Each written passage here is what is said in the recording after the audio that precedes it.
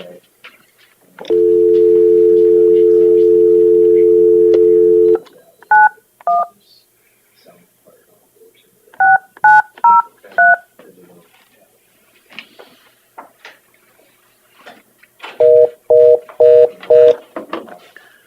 All right, we'll try the other one. So I thought 591 was not a long distance number from here. We thought we set that up. Oh.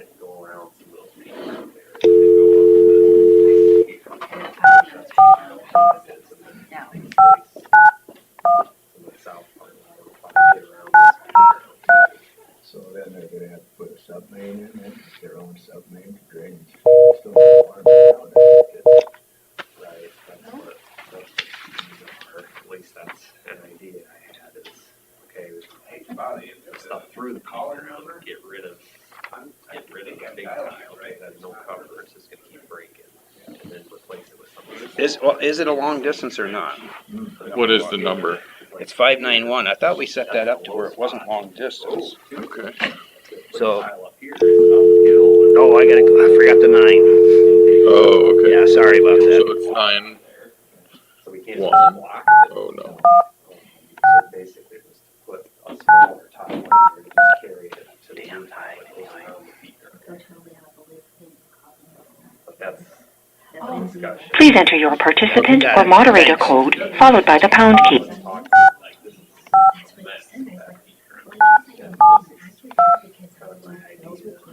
Please say your name, followed by the pound key. You are the first participant in the conference. Now this here maybe. I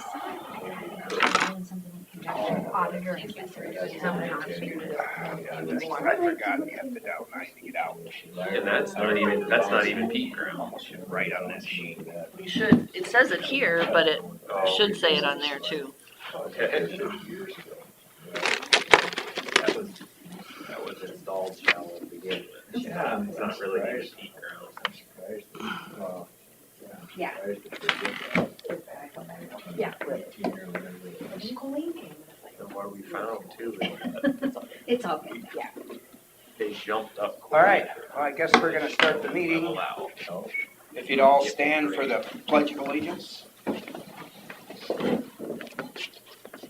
I Pledge allegiance to the flag of the United States of America and to the republic for which it stands, one nation, under God, indivisible, with liberty and justice for all.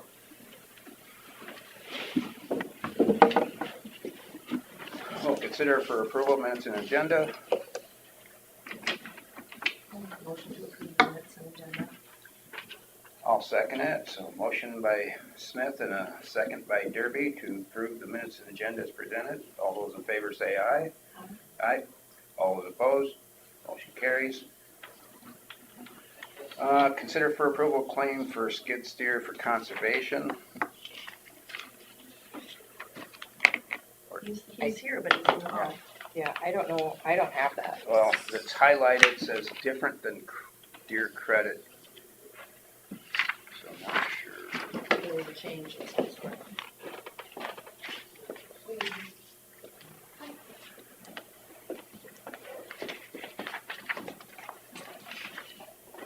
Morning, Robert. Morning. So this is a change, Robert? We had a public hearing this morning to approve the purchase and to the purchase agreement and to approve the claim. I had met with Elizabeth Gardner Company a couple weeks ago, and she indicated we reconfirmed what she had told us earlier, that we need to have that public hearing, which we did. And so yeah, so we had the hearing, everything passed, and that's the first payment that's due, and then there'll be two more payments 1 year apart. We call it a lease purchase agreement. That's for a new John Deere skid steer. And that's something that was budgeted. Okay. So Carla, all the process has been completed on that to where we can approve that? he did his public hearing and, Yep. all right. I'll make a motion to approve the claim for skid steer for conservation from John Deere Credit. I'll second that. On a Derby motion and a second by Smith. All those in favor say aye. Aye. Aye. All those opposed, motion carries.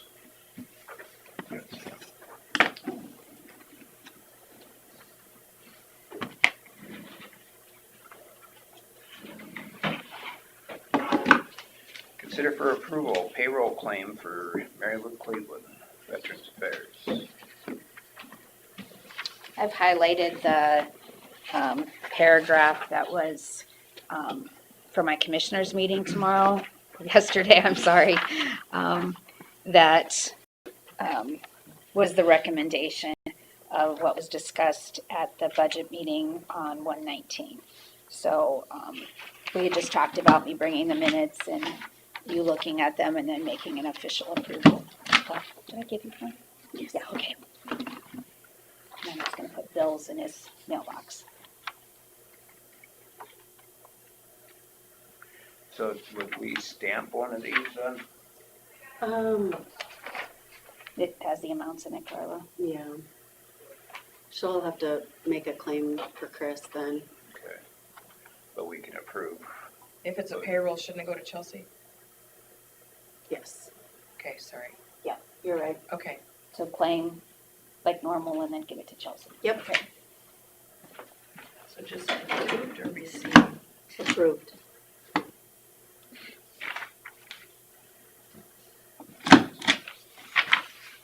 Thank you.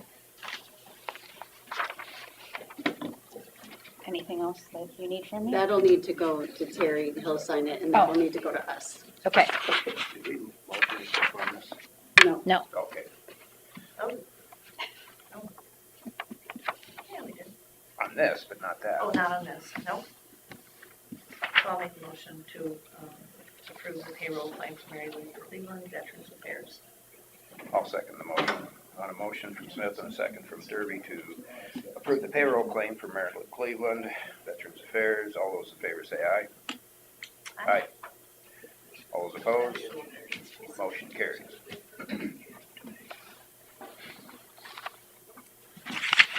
Thank you. This goes to you then. Yes. Thank you. Consider for approval eminent domain commission. So we have two names to add to the list. That was Megan Norland from Leland and Marcia Eastfold from Fort City, representing the banking portion of it. I'll make a motion to add those two and approve the entire list of eminent domain. Second. On a motion from Derby and a second from Smith to approve the said names for eminent domain commission. All those in favor say aye. Aye. All those opposed, motion carries. Time is it?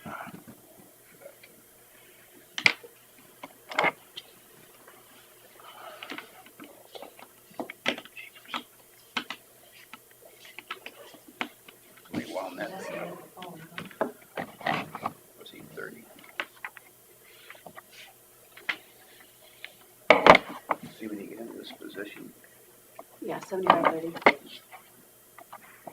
your mind goes dry. We're ready for you.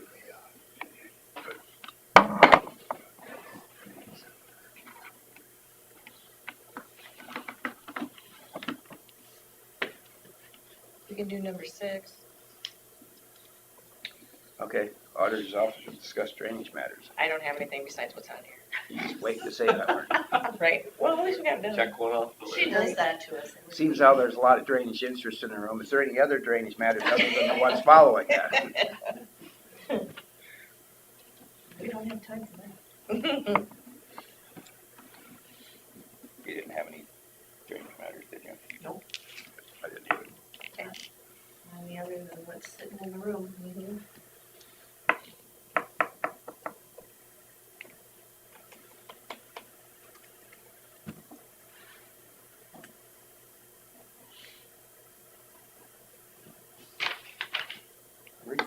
canvassing the private trustee districts? We don't have them all yet. Oh, We okay. don't have them all back. Listen, my paperwork said the 24th. Yep. It was a goal. It's a good goal.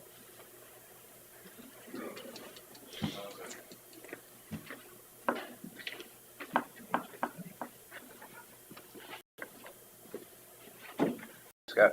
Morning. Ethan? Hey. What do you have for us? Well, guess yesterday the guys just kind of cleaned up the trucks and went through them. Going back to hauling rock again today. See what the weather brings, I guess, for tomorrow and stuff like that.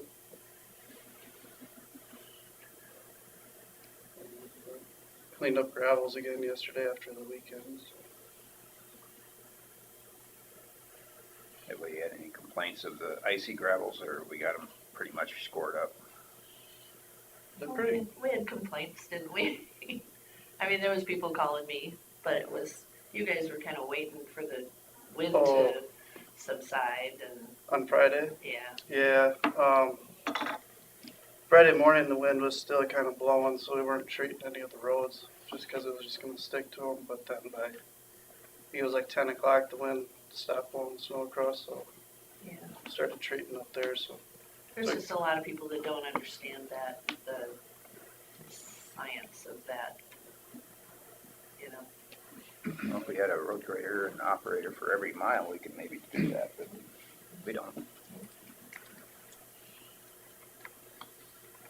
but yeah, after started treating them, they cleaned up pretty quick after that. So. Anything else? Oh, that was easy. All right, well, thanks. So, where are we? Discussion with possible action, possible reclassification of DD3, DD5, DD18, DD21, DD47, DD49, DD68 due to inequity of secondary roads parcels. Yeah, I don't know if you've got this letter before, but basically this stems from, if you remember, Scott had sent a letter to you all kind of bringing this issue up.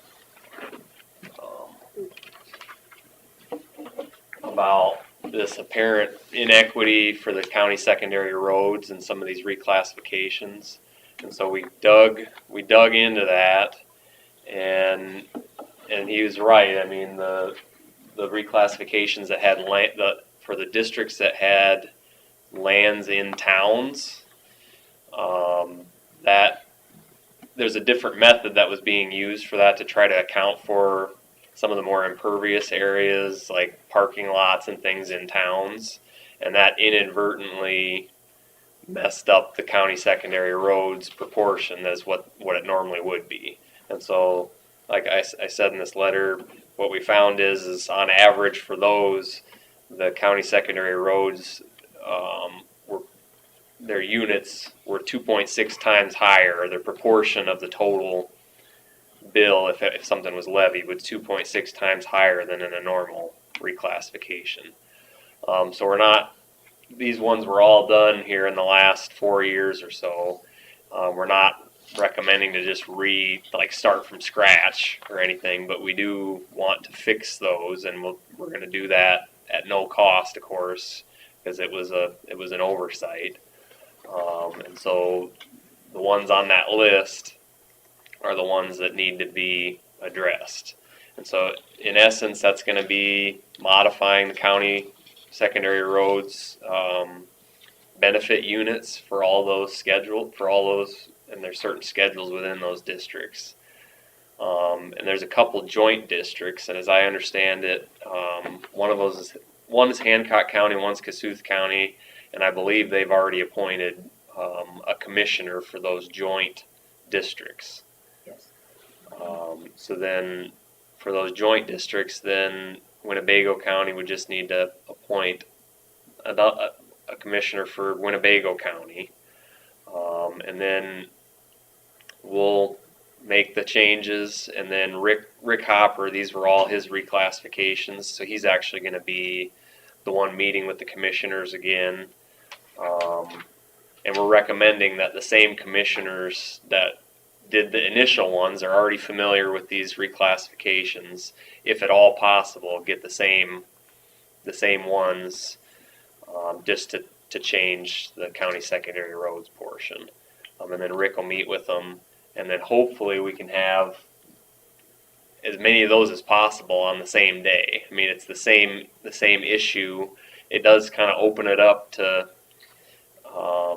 anybody could come and say, well, mine's messed up again. But basically the intent is not to change anybody else's and just deal with the county secondary roads. So you're saying each county would have a commissioner on those joint districts? Yeah. Okay, but not two. And I'm trying to remember the last time we did that. I suppose there was only one from each. Yeah. When those joint ones did it. Yep. And in, let's see.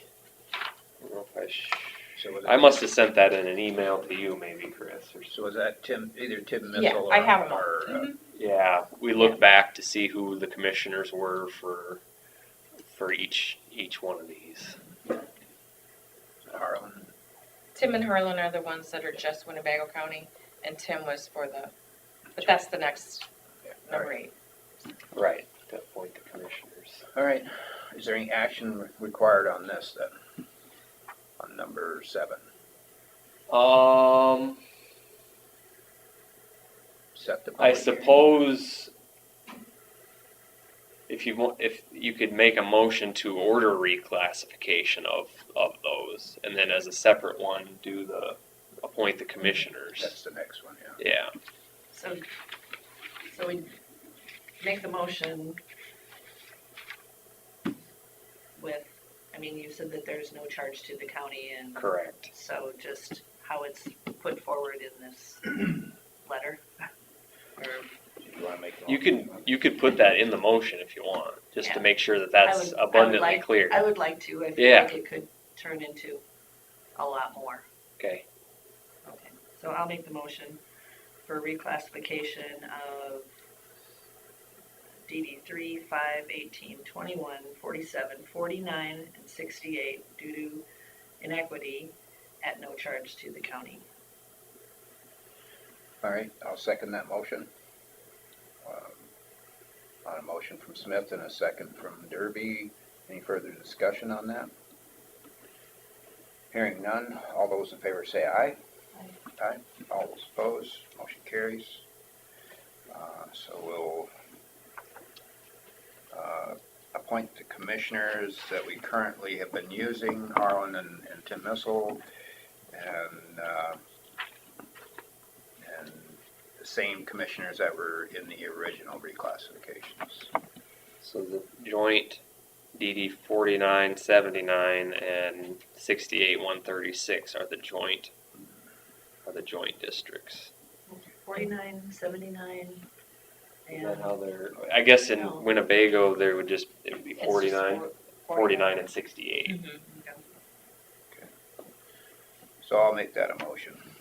I'll second. Motion from Derby and a second from Smith to appoint the commissioners for said districts as indicated. All those in favor say aye. Aye. All those opposed, motion carries. 9:15, Colin Klingbeil to discuss engineer report on DE 89. One thing before we get to that I Oh. think we should get hammered out is the notices. I know in the past you had sent an email basically saying that the secondary roads maybe would be willing to pay for the notices to be sent out. Is that still basically I want to make sure we're on the same page on how that's gonna work. Yep. Okay. Thank you. Yeah, thank you. Okay, yeah, I guess that's just one thing I wanted to make sure on. Well, we'll move on to DD 89 then. All right.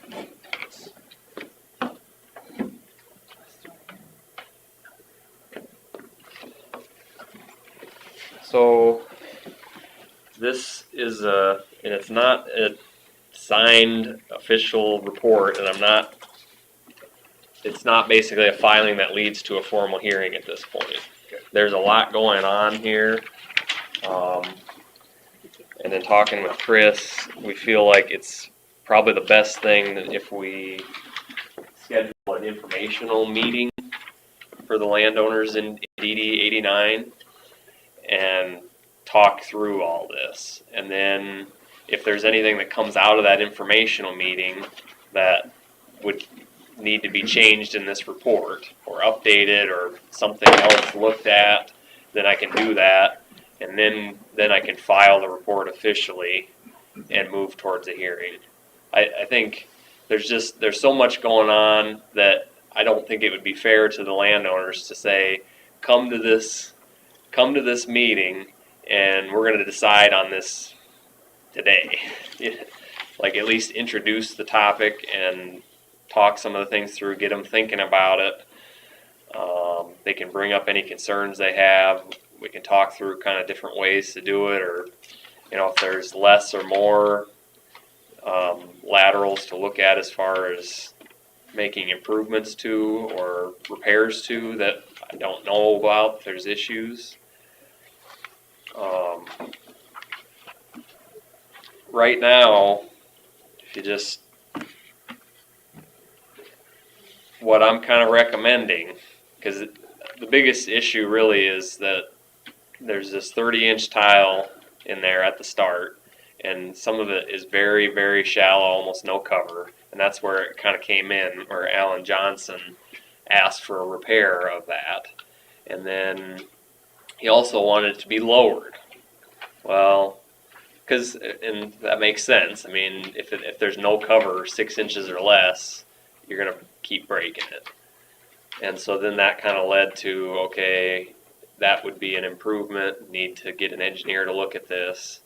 And in essence, for that, the stuff that's really shallow, what I would recommend doing is routing the tile around or finding a new spot where we can get more cover, or there's some peat ground where I looked at the original profiles versus the ground today, and some of it's sank 3 to 4 feet. Like it had cover when they put it in, and then it sank, and then it's not anymore. And so really to me, the ultimate solution to that is to run the big tile around it. And yeah, on that last page kind of is what right now I'm looking at, and then the thick pink lines is where the new tile would be. And some of that is actually putting tile in place of that old tile, because we got to keep, like, there's a road crossing there, and we need to make sure we can't just stop that tile. We need to at least hook it into the new one. And so if we put in a smaller tile through the peat ground and run it to the new tile, that maybe could be an option. Another thing, just kind of note, about a third of the district is either owned by the state or the county. There's a lot of restored wetlands. This peat ground isn't isolated to that one spot in the district. And I don't know all the circumstances, but it looks to me like it was a big challenge as far as drainage and wet conditions, and finally just, okay, let's turn it into a restored wetland.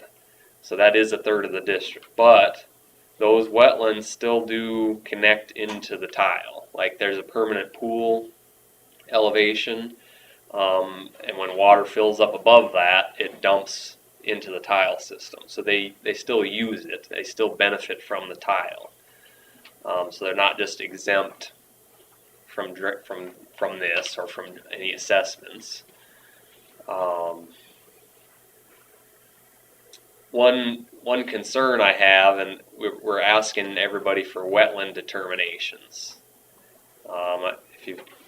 That issue, if there's wetlands in there, and then we're looking at something that would be considered an improvement. So rerouting is an improvement?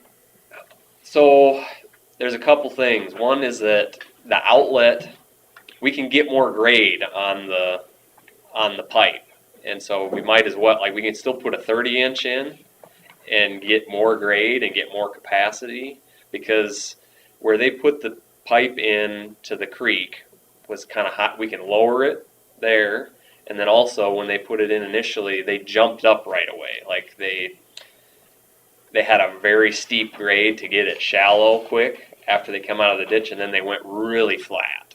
So we can drop down and then just continue that, like spread that grade out, because it was 0.05% grade, which is about as flat as you want to get with tile. And we can get something closer to about 0.2%. So we can get, up to 4 times as much flow capacity through there.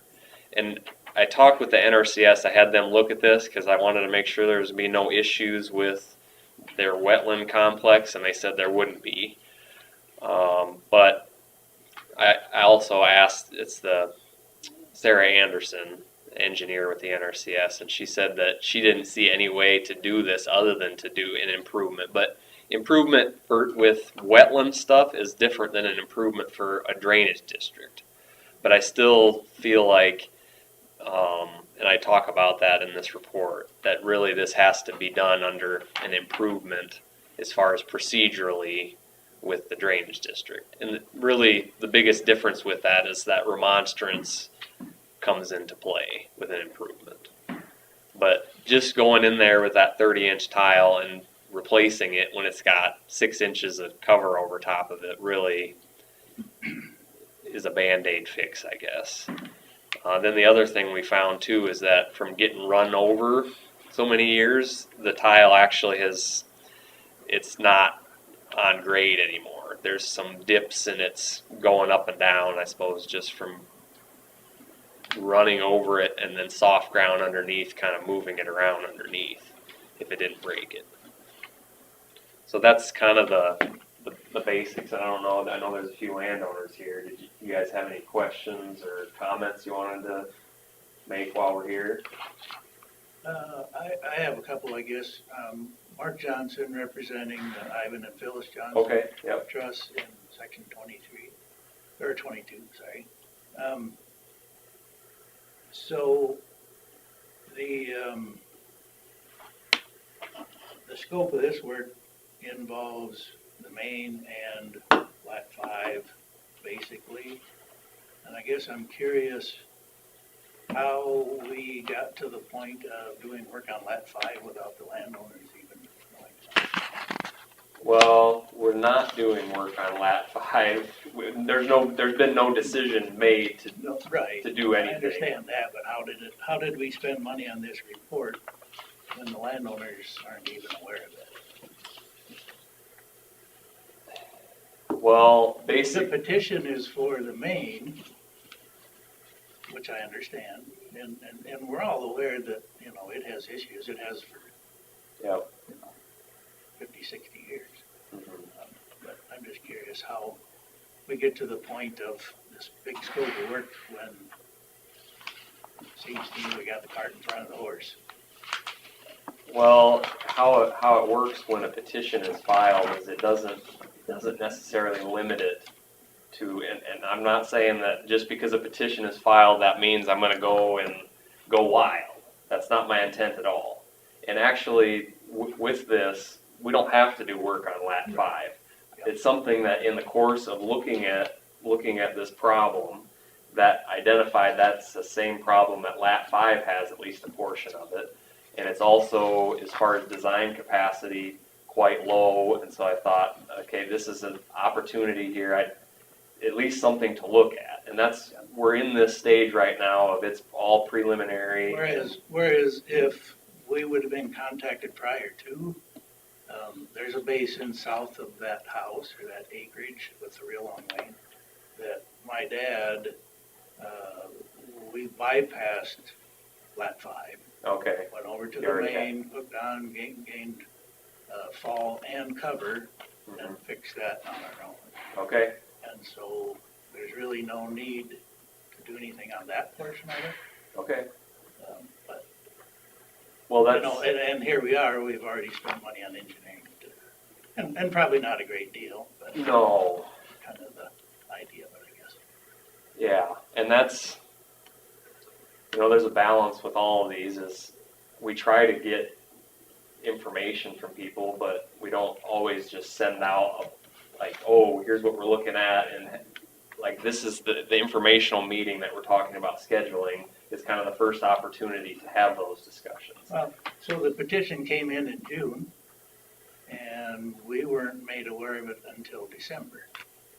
So it seems to me somewhere in there, we should have had some kind of a meeting, you know, we're talking $770,000 here, that's a lot of money. You know, it just seems that we should have had an informal meeting to get the input of more than one landowner. And that's not. I think that's what we're trying to do with the informational meeting. Like I said, no decisions have been made. This is not even a signed report. It says draft on every page. But it's got a price tag. It does. Your point is well taken, Mark. I agree with you. If there was a better process before, because we've come up with this before, where the engineering fees have, you know. Trust me, it's been ongoing for decades. Yeah, I know all about it. I know you do. And so do I. I wish there was a better system. We could implement a better system when there was a big project like this. Well, and I apologize about the lateral 5 thing. Like, if it was a drainage district project or something that was done through the drainage district, obviously it would have been in the records and I would have well known about it. I don't always know about if a private project was done to address an issue with the drainage district tile. So I apologize. So was the work that you did, that you were talking about with the basin, Mark, was that recorded? No, it was all 100% paid by my dad. Right, but it wasn't, you didn't come in and tell the No, drainage. because it didn't affect that lateral other than it just gave us better drainage. We didn't, you know, replace it. We just bypassed the old lateral. But the old lateral still in working order, or? It is. It's a little shallow, but it's still working. So you benefited the lateral, existing lateral. Right.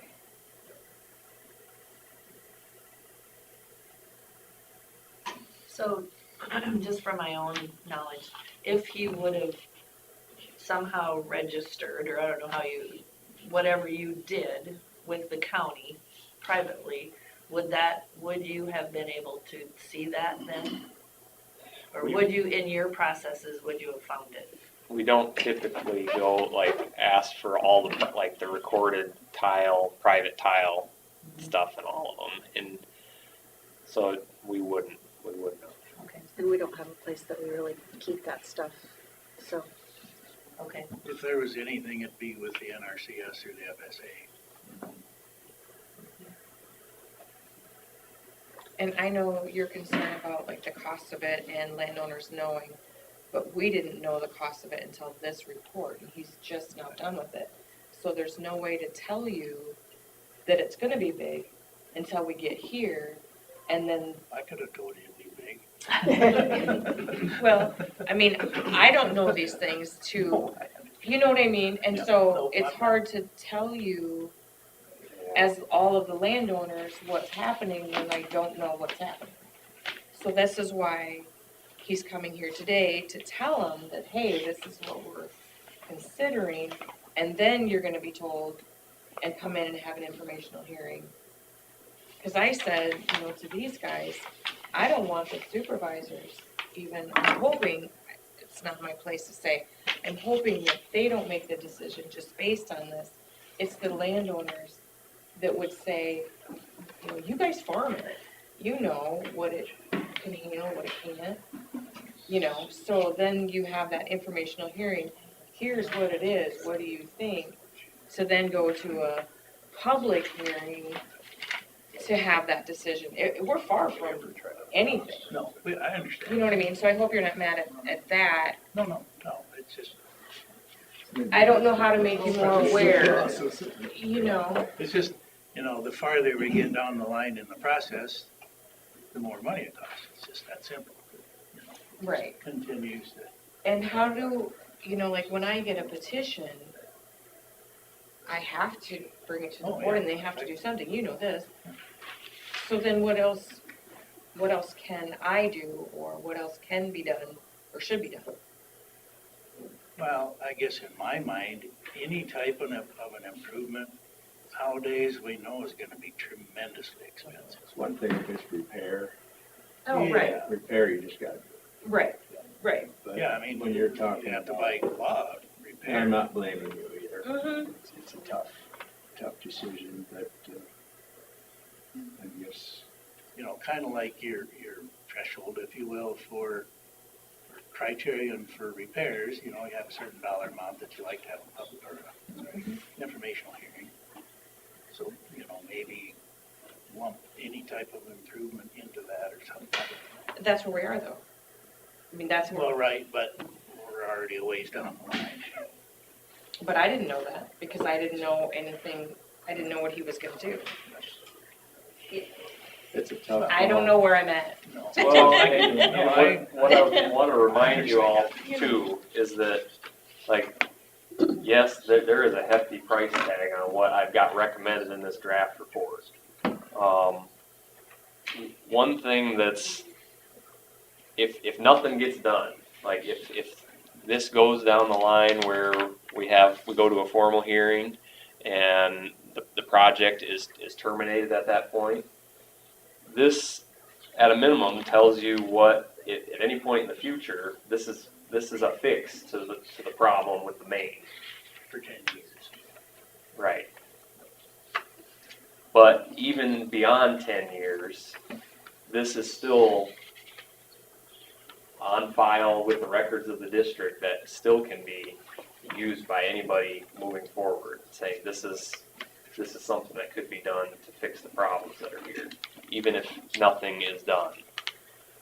I've got a question. Sure. Okay, so the original petition was for repair or improvement? It said, He signed both. Okay. yeah, Yeah, there he was signed both. both. It's in the report. They're both in there. All right. yeah.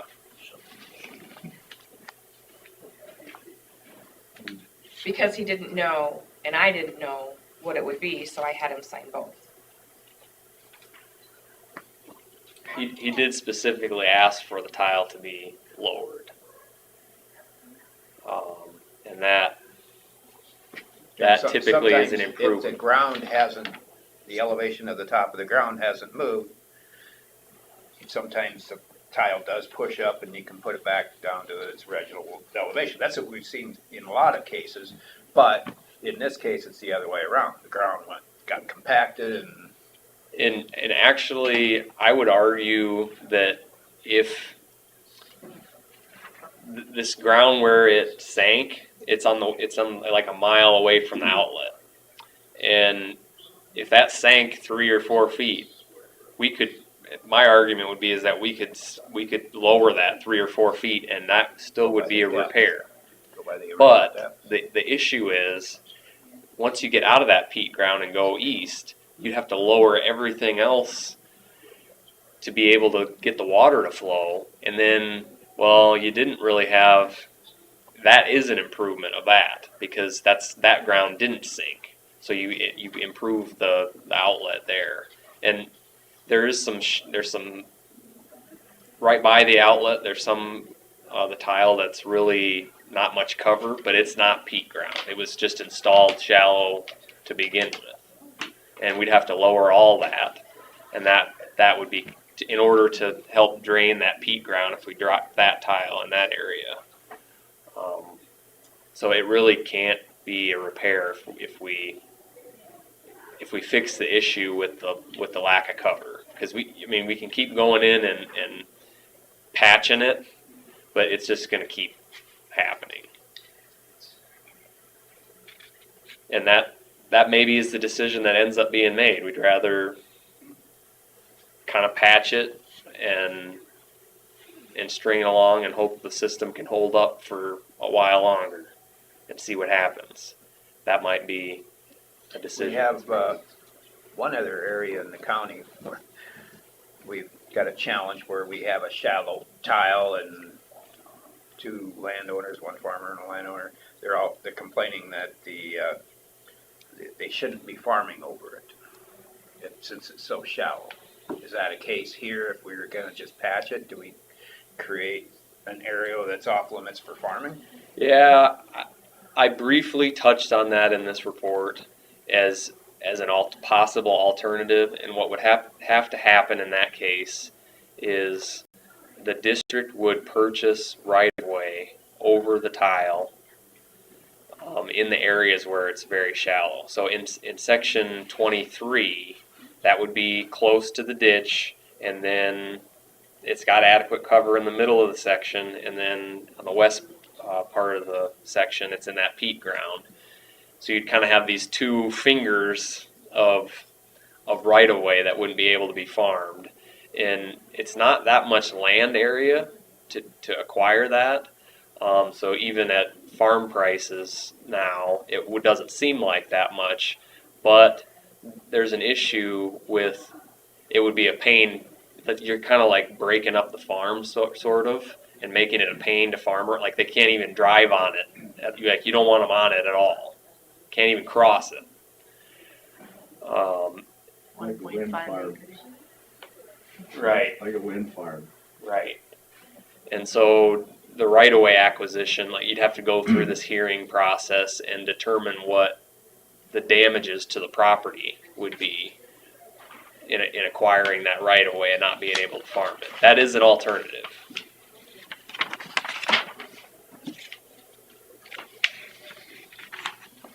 With 1.5 acres here. Yeah. There's no perfect, easy solution. Well, I mean, this is no new problem because Right. that repair in 1989 says 7 landowners in the district. You agreed to that lot. And the extent of the work was unclear. Well, the extent of that work was we used cats and scrapers and hauled dirt on that very bottom end of it and put tree free to cover on it. That was in 1989, so Okay.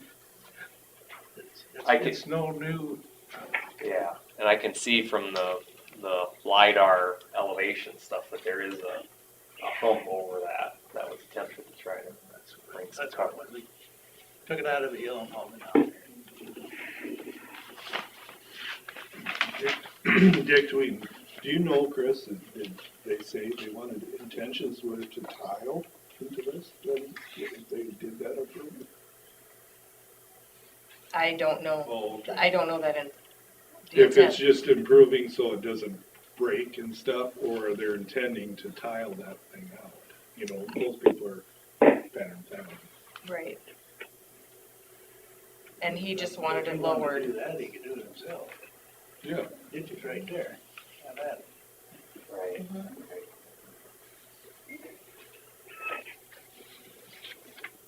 well, but I see though, if you put a Holden County line in there, you know, you'll see a tiling machine next year, holding pattern tiling. Or at least within a couple of years after. Yeah, maybe. After Yeah, the might birth take of a putting couple it in. years. Yeah. But yeah, I just was curious. Yeah.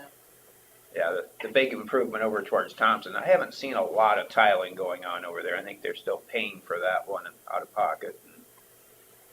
Later, they'll probably do that. The other question I had is, how many acres are involved in this drainage district? I think it's about 970 acres that are benefited lands from this district. Including the or the. Yeah. Okay. Because that would give you an idea how much everybody's gonna pay, pretty close, you know. Run a report on that, or? What? Or do you have a Run a report report on on whoever, who's, No, what I the just got numbers this. I mean, I also. Yeah, we got, go to it. there's the average dollar per acre.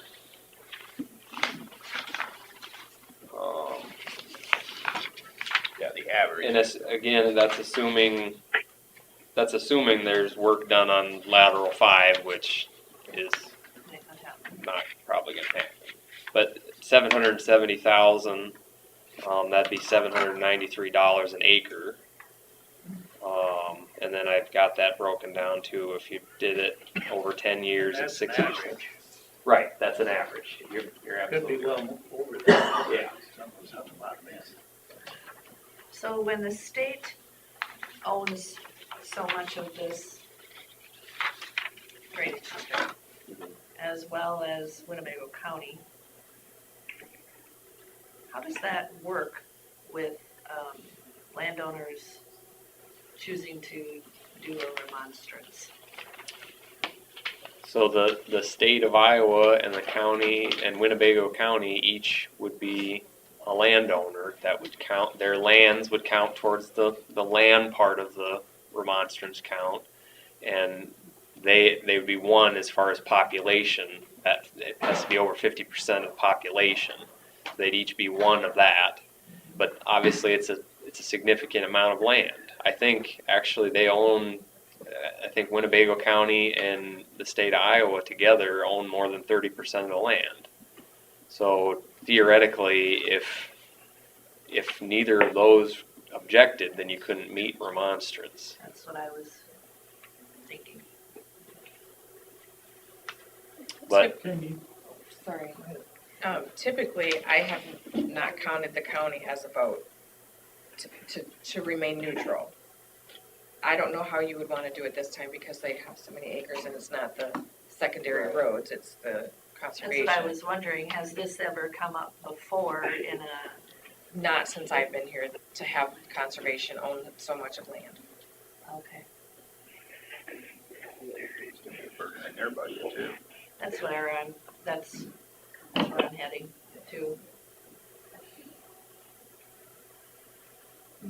So, relative to the reclassification, if that were to happen, is there any impact, the public-owned lands, does that impact the classification by, I'll say in a negative way, by their benefit being lesser because it's already in the plan? Or how do you guys look at that? yeah, and the classification as it sits today is the one that was originally in place. So it's one schedule for the whole district. If we did this project, I'd recommend reclassifying. And I honestly would look probably at some sort of reduction for those lands because their benefit is not as great. They still use it, but and that's just me. There's when you do a reclassification, there's a commission, so it's an engineer and then two other landowners from within the county. So I can tell you that, but we all three have to agree on how that would be done. So is that for every project after that then? When you clean the drainage ditch out? It wouldn't just be this project. You reclassify it, that's everything from that point on. Yeah. And you think that's fair? It would be set up for this project and for future maintenance, yes. And I'm not saying they go down to zero or anything like that, but a slight reduction. They still use it and they still, like, they're dumping water into it. Yeah, most of it the top end. Right. A lot of that water comes from the top end. Right. Water runs downhill. And that's something that, in the way that we do reclassification, would increase their amount that they pay. The people that are at the top end and use the whole length of the tile system, use that, there's a use factor that we use. And so they would benefit more, so that would kind of offset some of that. And, yeah.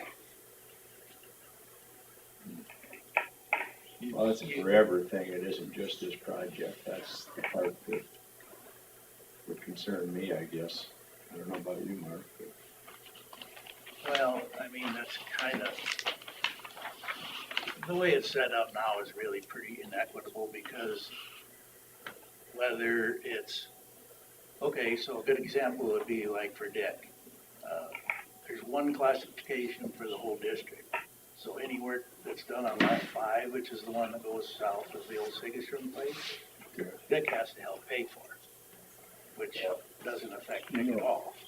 But the way it's classified now, that's the way it works.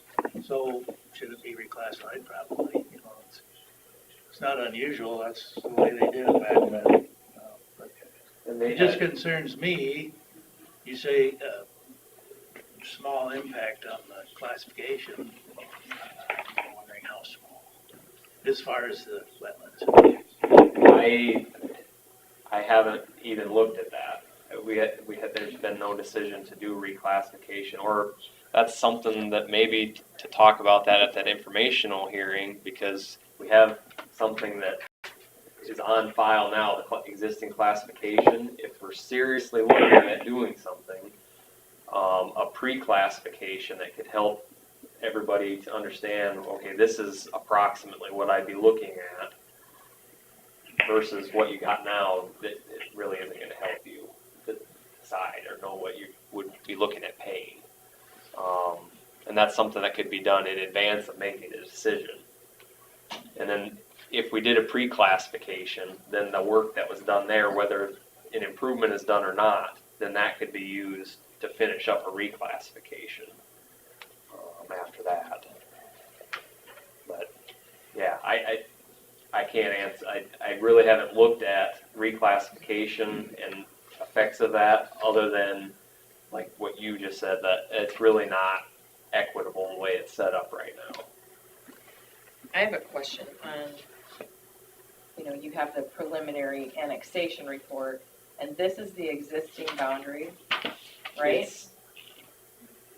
That's just the parcels. It's not the actual watershed boundary. So it just, if a parcel is in, that's just. Okay. Yep. Okay.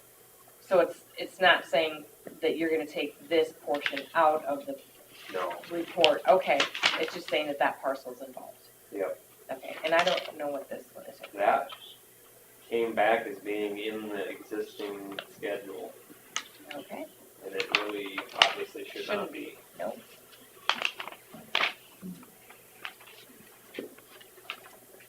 Okay.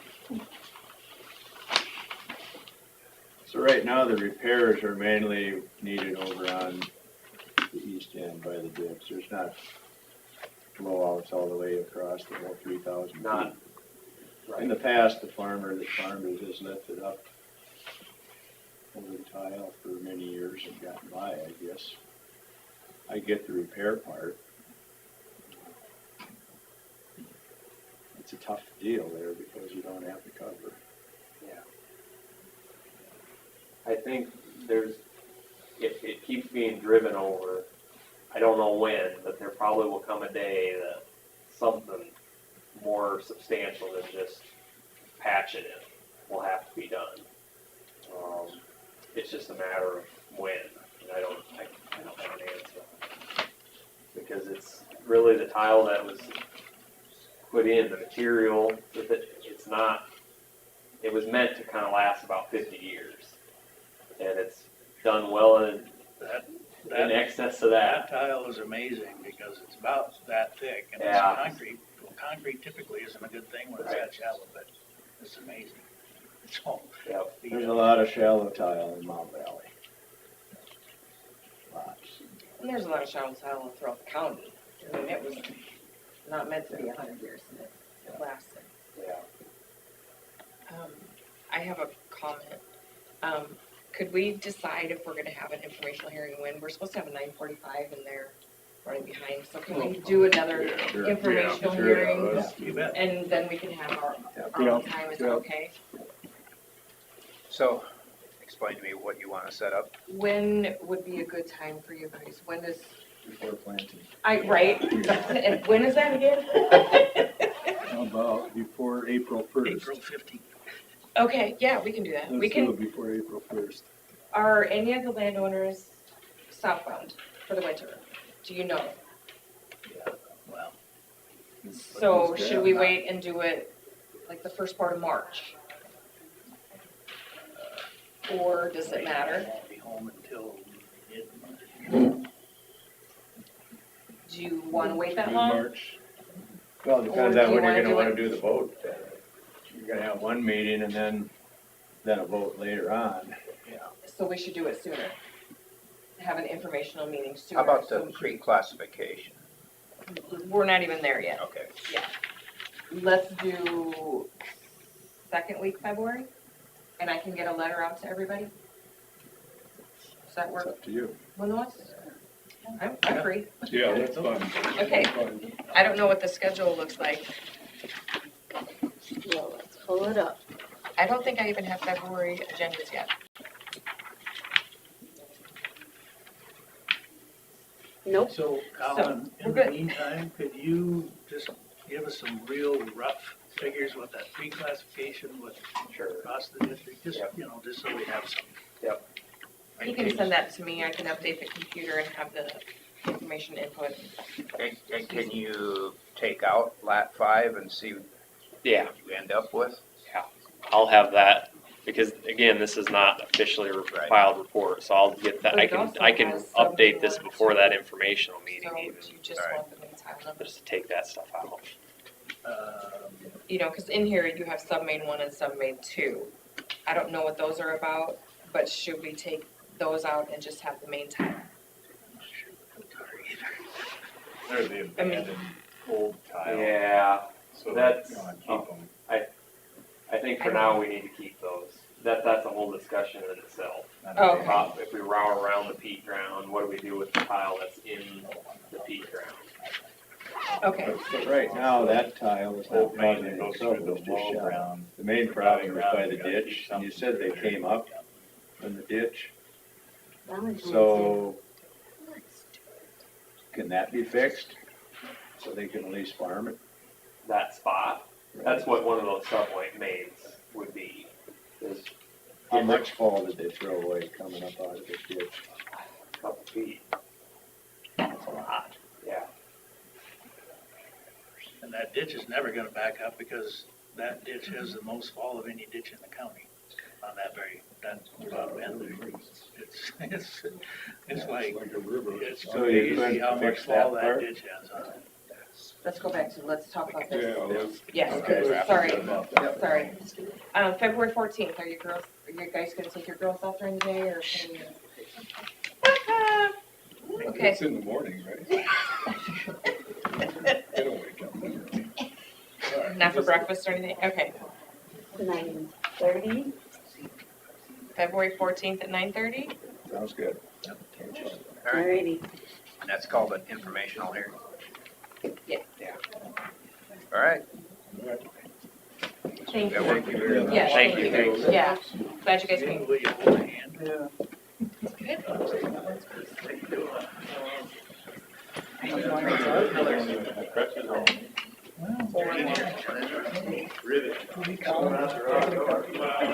Okay, I'm in it. Yeah. He has limbered out there.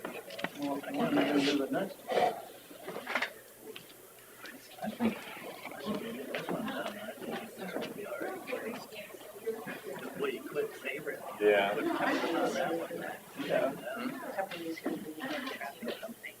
Thanks, Kyle. You ready for more things? I thought he was here for drinks. Let's get a bite of it. A little contested. It was a little crowd.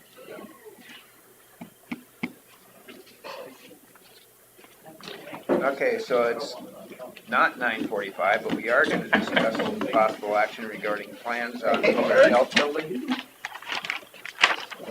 You want over there? Or, No, we'll just go. Okay, as long as that's all we got. Bionic. And really, I have to put, Yeah. Susan? Can you fill us back up for the recycling study? Yep. All right, thanks. so I have to put this on, I'm really eating. Stuff for riveting, man. Now we got. Well, this is I've probably seen it more already, exciting. so- Yeah, Are health you- layout stuff. Okay, this is how I'll do it. This is our existing building. This is our new.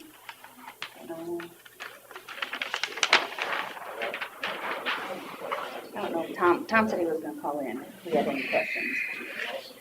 So this is the existing building. This is currently the conference room. This is where those windows are. This will be the waiting room. So she did change a few things and they moved a few things around. Yep. That really made sense. They had a huge break room, we got rid of that. We added like a little kitchenette thingy in the training room. They flipped some of the rooms around. We'll have age charts here. These will be all the nurses, Michelle, myself, and Allison. We have storage up front. Instead of having all our wheelchairs out, the waiting room is a lot bigger. We put 2 doors in the treatment so the nurses can come in here. And there. We moved the vestibule. It was here. We moved it to this side and had it match that one. See what else did we do? Oh, we flipped this. They had the training room over here. We kind of flipped it over here because that worked better, he said, with the survey of the land. This is a concrete slab on grade, then No, you'll have to ask them. it's not a basement or a No, crawl.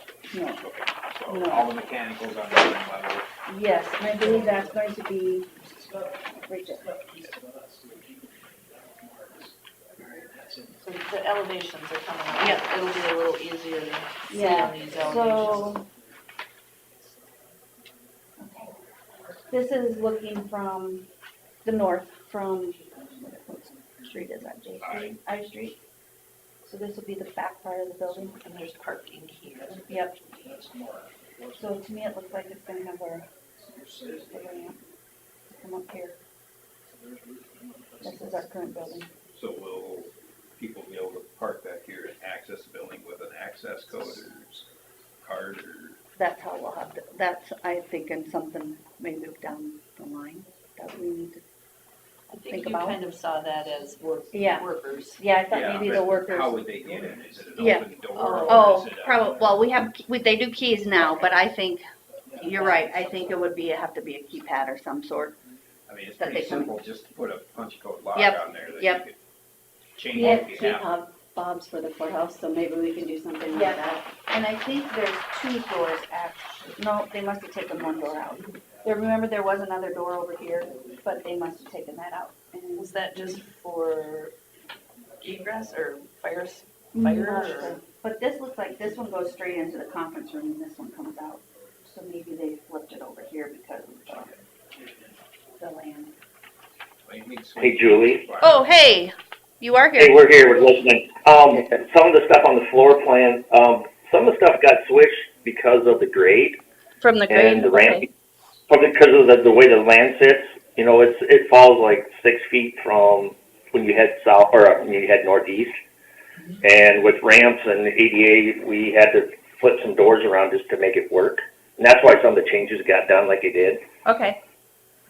So I know we originally had a door on that west side, but with the ramping and getting down to the road, the parking, it just wouldn't work. Okay.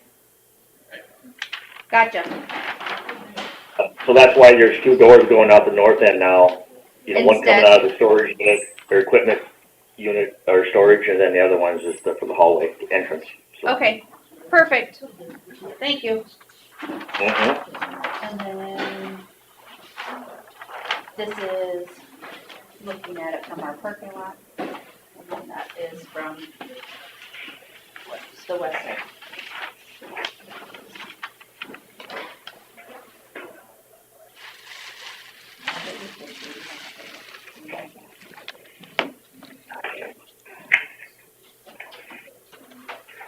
And this is the south elevation. Right. But that's looking from, so looking at it this way. Yeah. That's in the back of it. That's.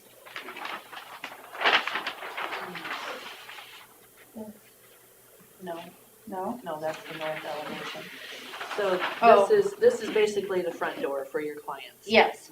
This is the back. Back door for the employees, yeah. Or they can come in that door too. Yeah. So is Gary there? Yes, I am. So what are the next steps, Gary? Actually, I've been putting together a list of program questions, we call it, that we'll go through getting together, we'll put together on a letterhead, get that to you so you can start thinking about it. It's things like, what do you want on the floor, the types of doors, the types of windows, numerous things like that. That's one of the things that we need to organize for you to start digesting. The other part of this that we need to do is get with the city to discuss the building placement, make sure that our setbacks are okay. The idea of parking on the north side off of the street will fly. From your perspective, one thing that we really need to do is tie down that new property line with WCTA. We need to know where that's going to be in relationship to this building, just in case we have to shift it or look at an exterior wall being fire rated. Okay, So that would be something for you guys that would be really helpful. okay. Then the other part, we're going to just continue massaging this building as we go through doing design, looking at the code, little things, minor things, but we'll have more questions, as we continue to go through it. But then we also need to talk about if there's going to be anything happening in the existing building. To begin with, there was discussion about different things, so we need to really pin that down if, in fact, you want some things. Other than there had been some remodel talk around the reception area, but you talked about, windows and fresh air, and we discussed the idea of replacing shingles. So all of that stuff we will get down on paper to go over with you here in the near future. So Gary, this is and Terry. then The lot line between WCTA and us, looks like we've got a little bit of room there to work with, don't we? Well, now we're showing a 50-foot property width, east-west direction for that WCTA. Has that confirmed? Because if that is, then we do have a little bit of wiggle room on this building, yes. So what'd you say about the 50-foot? We're showing it as 50 foot, but we don't know if you've got that ironed out with them. That's in the east-west direction of their property. Okay, so. That was just a proposed line, so that's something we got to talk with you got to talk with WCTA with the willing to. Yeah, that's what I'd like to move forward with, to determine that before we get too far on this. So do we need a Right. engineer in there to confirm that, or what do we need for that? Well, we need to talk to WCTA and make sure. No, and he's been waiting for us to get this far, and so I think this is the critical point now where we need to work with them on that. Is that something? Is that something you guys can work with us on that? Yeah, we can help out however you need. Did you email these drawings, Tom? Yeah. Okay, so we've got the electronic version of this if they need to see it, in PDF form, but we can help with that. Now, if you need to have, with this property separation, there'll need to be plats of property created, which somebody like Beanster and Kim can do for you directly if you like. You can just hire them to do it versus running through us. Yeah, we're gonna need to have it surveyed and. I have that email, so I can forward to Terry and Susan and Bill Okay. And Mark. And Carla. and Carla and Mark. Thoma, Yeah. so that they can. So if we're confident this is probably the route we would go with a footprint, then we can determine that through Beanster and Kim and us and WCTA then.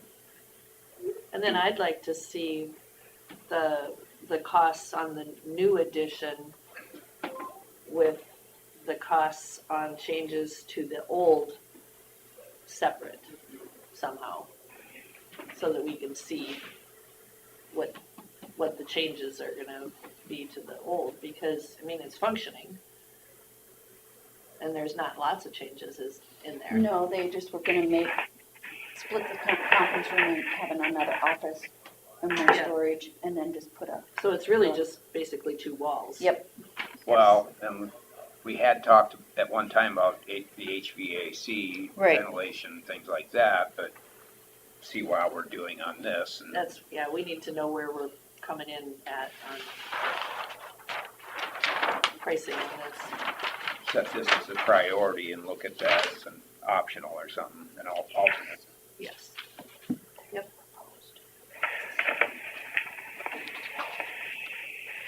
Okay. Do we need to action anything, we have to action anything for Veenster and Trim to add that to their scope of work?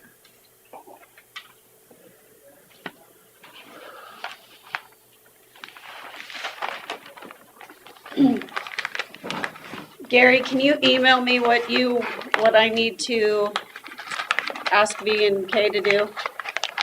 Yeah, sure thing. I can do that. Okay. And maybe we'll action on that next week. Yeah. Maybe if you get that wordage and send it to them to get a cost estimate, Okay. and then we can look at that next week. You guys want these? Do you want these here, or do you want me to keep them? Or do you want them? It don't matter to me. I can keep them in my office if you want. Do we have the ability to, cover those, what do they call that when you put them in, Laminate? laminate? Yeah, laminate those? No, we don't, really- our laminator is not big enough. Ours is half the size. Anything else for us, Gary? Not that I know of. Gary, do you have anything? I don't think so. No. I mean, this is helpful to get us the direction that we can really start plugging away. We need to get our mechanical electrical engineer engaged in this, and he'll probably want to come see the existing building because we may have to tie in electrical service, create a new service and tie into it. But that's all his responsibility, and then also because the city is the utility, he needs to have discussions with them about how that would all work. And the other thing that we have to have with the city is the, if they're okay with the Setbacks. parking and the setbacks, right? Yep. Mm-hmm. I'll get with Daisy today and just start talking about it with her. So I'll get that process started. Great. All right. I think we've got a direction then. Okay, I'll email you the plans that Tom sent me, and then I don't have that marked guy, so if you'll forward that. Forward it to him. Okay, perfect. So I'll go back and do that. Alrighty. Thanks, Julie. Thanks, guys. Scott. It's exciting. You bet. Thank you. Yes. Yep, bye. Okay, so we are down to number 12. Susan Smith to discuss human trafficking meeting she attended. I'm gonna call Megan and have her come down too, if that's all right.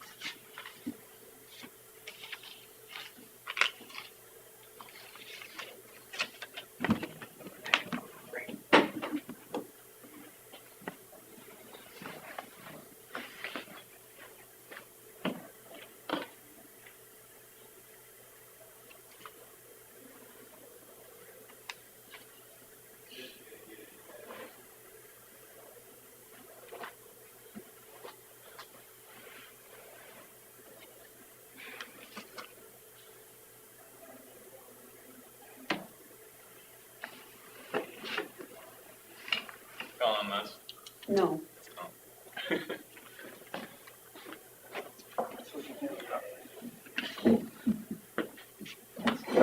Where do you want that?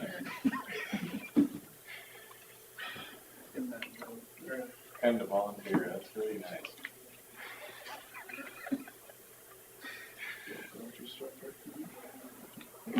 Put it next to the can and the ID.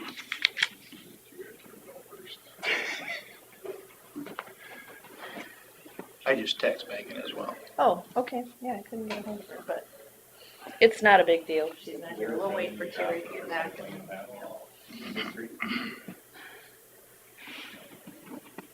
When did you shop at the Bombers? County shut down here today, so where it goes. Oh, no. In the city limits, you'll put up a sign that says, call Andrew. Well, If you see any TVs, call Andrew. Okay, Most so of your recliners and stuff. we're gonna talk just a little bit about human trafficking and a few,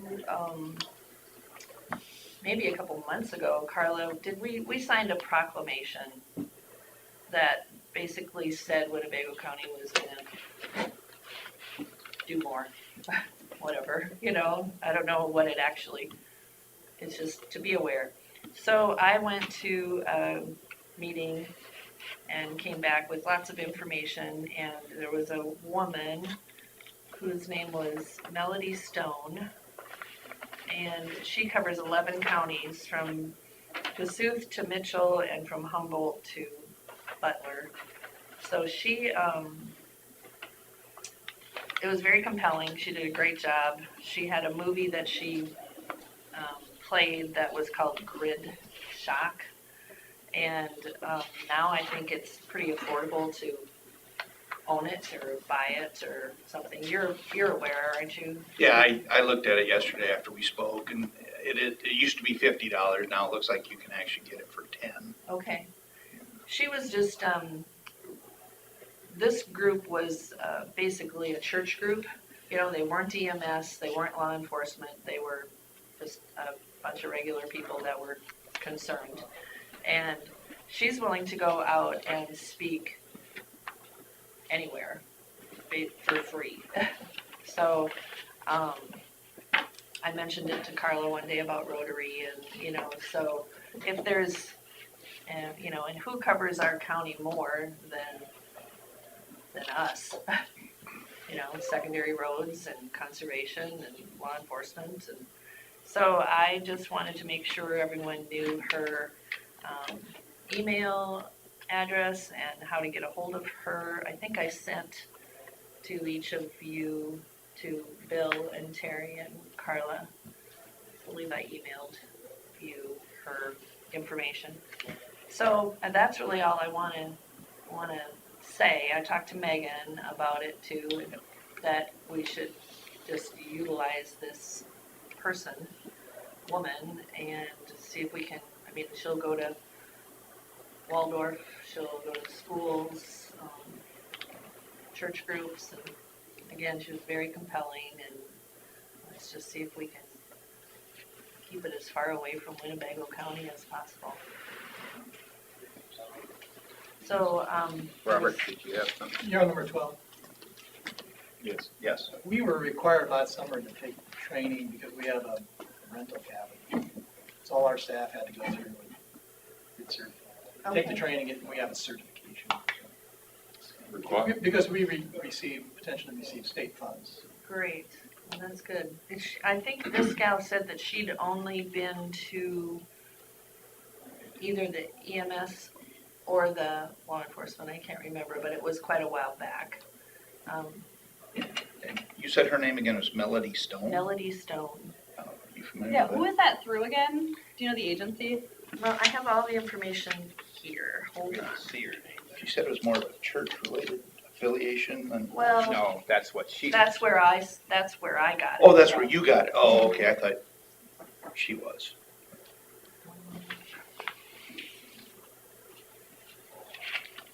I don't know that her information's on any of this. No, I didn't know if I sent it to you guys, I believe, but. So it's just one of those things where, since we had signed that proclamation, I just felt like we needed to follow up, make sure we were doing everything we could, and the price was certainly right.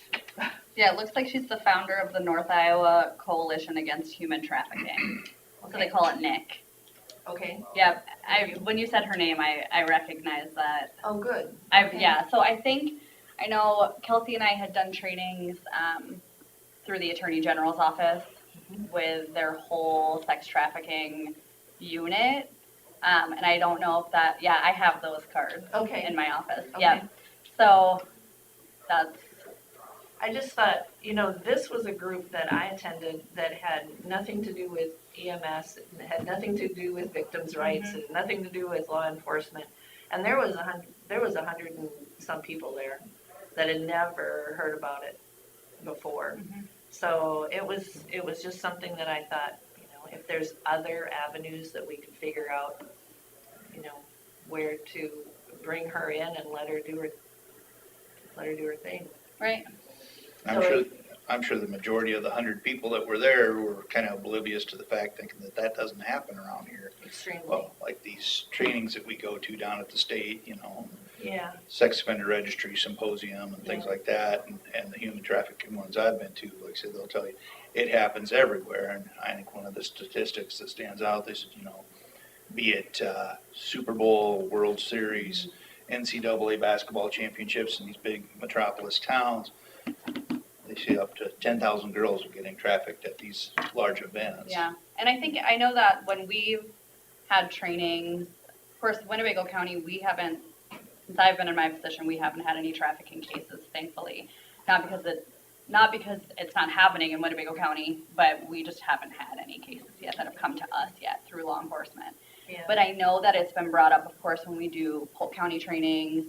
Their biggest fear is where we are located off of I-35. So that is when it becomes a big deal when they're doing it state to state on an interstate. So, go ahead. My thought is like, you guys go through training, EMS goes through training, but that's kind of like preaching to the choir. Yeah, I mean, you guys already know this stuff. It's great to be trained, but for all these other people who are just living in, including me, living in La La Land that doesn't, think it doesn't happen here, it'd be really cool if we could get it out farther. And Susan, the DOT came out with little pamphlets for this as well. So we've handed it out to like Norseman Trucking, gave it to all their truckers. So people like that, we're getting it out to the trucks. The drivers there, so. Good. It's got phone numbers and contact. One of the thing was, it's got all, these are like the stickers for the restrooms and the quick trips and, all that kind of stuff. But if they don't have a phone, and if they're being trafficked, they probably don't have a phone, so it'd be nice if there was other ways. Right. To connect. Just the warning signs to look for. And one of the things I tried to do for our state symposium, I had gotten a hold of them down in Des Moines, and they're always looking for a dynamic speaker. And I said, well, Ashton Kutcher was married to Demi Moore, and they're co-founders of a group called Thorn, and it's against sex trafficking. And I thought, well, if they could at least reach out, maybe get somebody from their group. I figured he's from Iowa, and he's a big advocate for Iowa. And I thought, if you could get somebody at our state symposium, and I think they reached out, and I don't know if it was a financial thing or whatever. I don't know how much it would cost, but so, and then we have locally, we have like our SART team, which is law enforcement and crisis intervention and sexual assault response team. And these are some things that we talk about, locally at trainings, and I don't know how far they reach out to the college or. No, and I know, so I work with the advocates daily through crisis, but that's usually our sex assault advocates, our domestic advocates, and then there's a homicide and violent crime advocate. So I work with them every day. I'm dealing with them. But they also have a trafficking unit. But again, I thankfully haven't had to work with them because we haven't had a victim in our office. But I know that they would always be up for the opportunity to do any education as well. Yeah. Well, we have these fabulous sites, Bowman, and that would, maybe you could hit a big crowd that hasn't already been preached to. Well, and I know the advocates from Crisis, they actually reached out to me yesterday. April is Sex Assault Awareness Month, which goes hand in hand with trafficking. So they're trying to establish something for us to do in April. I know Amanda's going to come to the county attorney training next 2 weeks or next week, whenever it is. And they're going to speak there, but they were going to ask the guys if they had any input on training opportunities in April to do it around anything sex assault related. So that could be something that we could look into. Yep. I have some other local contacts that are very aggressive on this stuff, and we'll talk after the fact, but I can reach out and maybe we can get the wheels rolling on something like that. That'd be great. I think that'd be awesome. If we could just, call it not in Winnebago County, and as soon as we know it's not here, not in Worth County. I appreciate that you're being, forward thinking and proactive about it, like I say, not putting your head in the sand saying, that doesn't happen here, and like I say, it needs to get brought out to the people.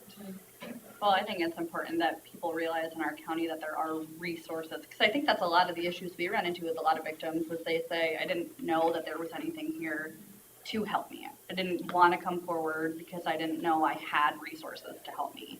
And there are quite a few locally with housing, with clothing, food. So it'd be good to get it out and let people know.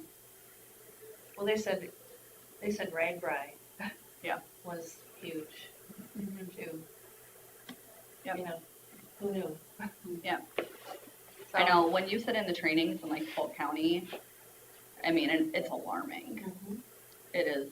I mean, I think of all the little towns that Ragbri has gone through right around here, you know, nobody ever said a word about it. You know? Okay, well, really, that's all I wanted to do, you know, was just kind of stir the pot. Good. Thanks for coming. Thanks. Appreciate it. Yeah. Thank you. Of course. Thank you, Susan. Yeah.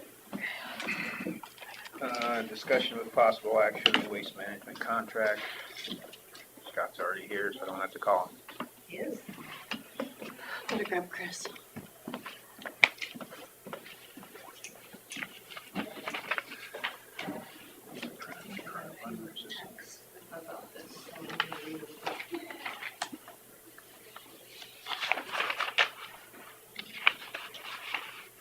We also go through a lot of training for this, at the treasurer's meetings and stuff. We bring that up, and it's unreal what information we see and get to it. Trying to reach out to those that are on the internet, that are traveling a lot. If they see something strange, here's numbers you can call. Hi, Chris. Hey. Okay, recycling contract.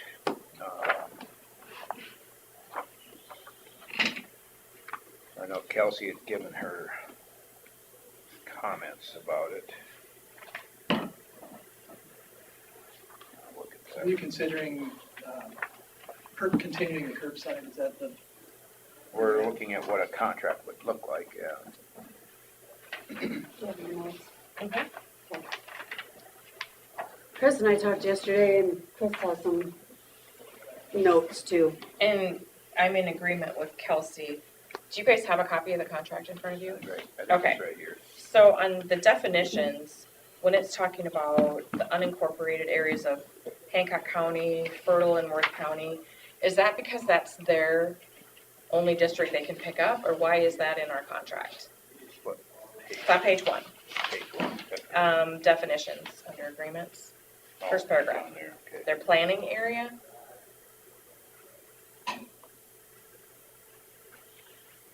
Yeah, that's their planning area according to what they file with the DNR.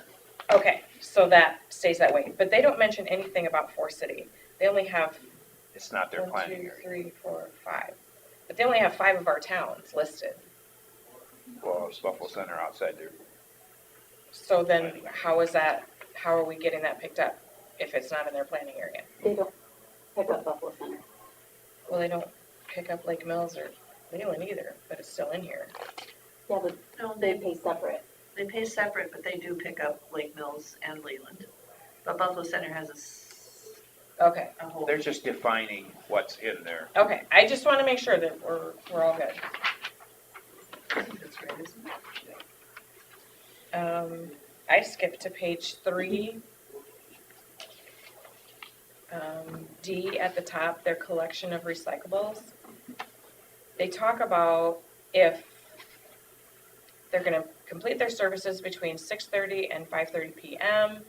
unless it falls on a holiday, and it says at which time the collection day may be skipped for that collection period. It also may be skipped for the collection period if the contractor is unable to get there, or weather, anything. So it says, in all circumstances, when the contractor skips a collection day as a result of unforeseen circumstances, the contractor shall notify the county no later than 10. It doesn't say that they're going to pick it up again. Yeah. It doesn't say when. my thought was, why can't we just skip it then and get a credit for that month? Because last week, they picked up Scarville area, supposedly. Yeah. But it was Mount Valley's scheduled pickup. So they didn't pick up Mount Valley. But they didn't pick up Scarville. But they were there on some of the roads they couldn't get to, which I verified with Scott, that some of them were not done. And that's all, I don't know about where they were or weren't exactly. Well, they had a map. Well, and I have a map that they sent me. But my question is, let's just skip it then. And that way people don't have to haul it back and forth, back and forth, back and forth. If they're gonna skip it for the period, that means that period, that means that week, that they're not gonna come back for another month to that location. And they don't get paid. And they don't get paid. Again, this is just my thoughts. You guys decide all this. But is that what the residents want? I don't know. That's why it's an idea. This is ideas. Because you know what they kept saying was that they're still gonna pick up the same amount of stuff. They will, but let's not have our landowners back and forth with these carts. Like you said, some don't have a truck, some don't have this or that. Well, It's everybody windy, needs- when is it gonna come? Plus, everyone needs a whole nother green basket if that's gonna happen. So, And Chris, did you say that they would let us know by 10 a.m.? yes, on the skipped day. But Right. you're already out there. We're already out there, so You it bet. should be the day before. But then they don't know about a weather event. I mean, some of these things are due to weather, and I get that. Yeah. I move on to number 4, the public education services. I don't know how the county would be responsible for educating residents. Evidently, I've never read this contract before. I don't know why or how we would possibly do that. I don't know recycling. How are we going to inform the residents on how to recycle? When the conservation board was involved with it, we actually had an active environmental ed person that would provide education, news releases. Yeah, who is that person? Our naturalist did it then. Oh, really? That was 20 years ago. Yeah. But So they I'm, send a card out that shows what can be recycled. And, you know. yeah, but who's doing the card? I mean, that's where it's like, who is this county that's doing that? So they're saying the county is responsible? The county will be responsible for educating residents and providing educational materials. The contractor will assist by supplying standard company forms upon request for single-stream recycling. So they're gonna tell us about single-stream recycling, but we do all the rest. I don't know who we are.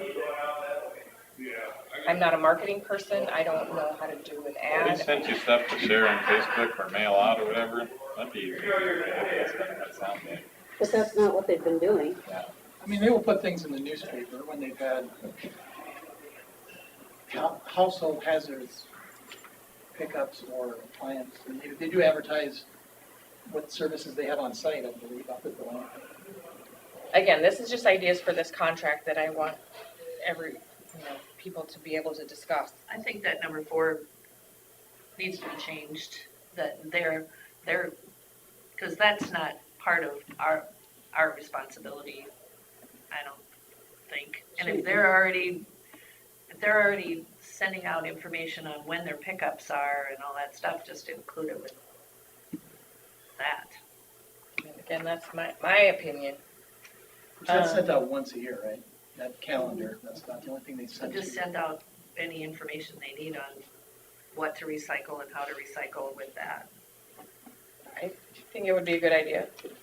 Number 5, they're gonna send us quarterly statements, but they want us to pay monthly. So that's weird. I don't know how I would do that. So I just wanted to change the word to Have we quarterly. ever paid monthly? We just done No. quarterly. No. Nope. And then, But the amount kind of bothered me. It says 66,000, but it's 1,000 households times 550. well, 550 times Oh, 1,000 times 12. 12th month, yeah. Yep. Right. And we are not getting reports quarterly. We have not. I've gotten some. I feel like they're not keeping up their end of the bargain, and now they want this $550 per household, and then they wanna go up 4% a year. I feel like we can stay at 3% a year, my opinion. That's what it was before. They've already jumped at 50% to the new rate. How about in this short-term 3-year contract, they keep it at 3% until we know that they're gonna do a good enough job. And is the 1,000, because that's the number of households that are out there that potentially could use the service, is that where they're coming up with that? That's supposedly the max amount, but he says that we are using that about 850. Yeah, so why are we paying for more than we're using? Even if they buffered it a little, Because they have the potential to be able to use it. but the history is I'm showing. just saying what their answer I wonder how is. many new customers they get per year. I mean, I get a call twice a year about a new customer. Maybe you guys do. Well, but they're saying they could. Some landowners choose not to, but they could every week or every month. And so they have to be counted because their cart all of a sudden could be out today. Since we're required to offer recycling to our residents by code, I imagine we have to pay for the amount that are eligible. Yeah.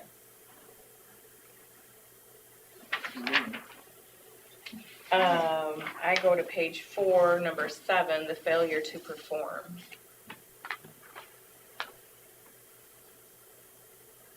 So they want us to tell them within 24 hours if there's an issue on our end. You know, if somebody didn't get picked up, they want to know in 24 hours so they can fix it. They want 60 days to fix their problems. That's a lot of recycling in That's a lot of 60 days. differences. Yeah.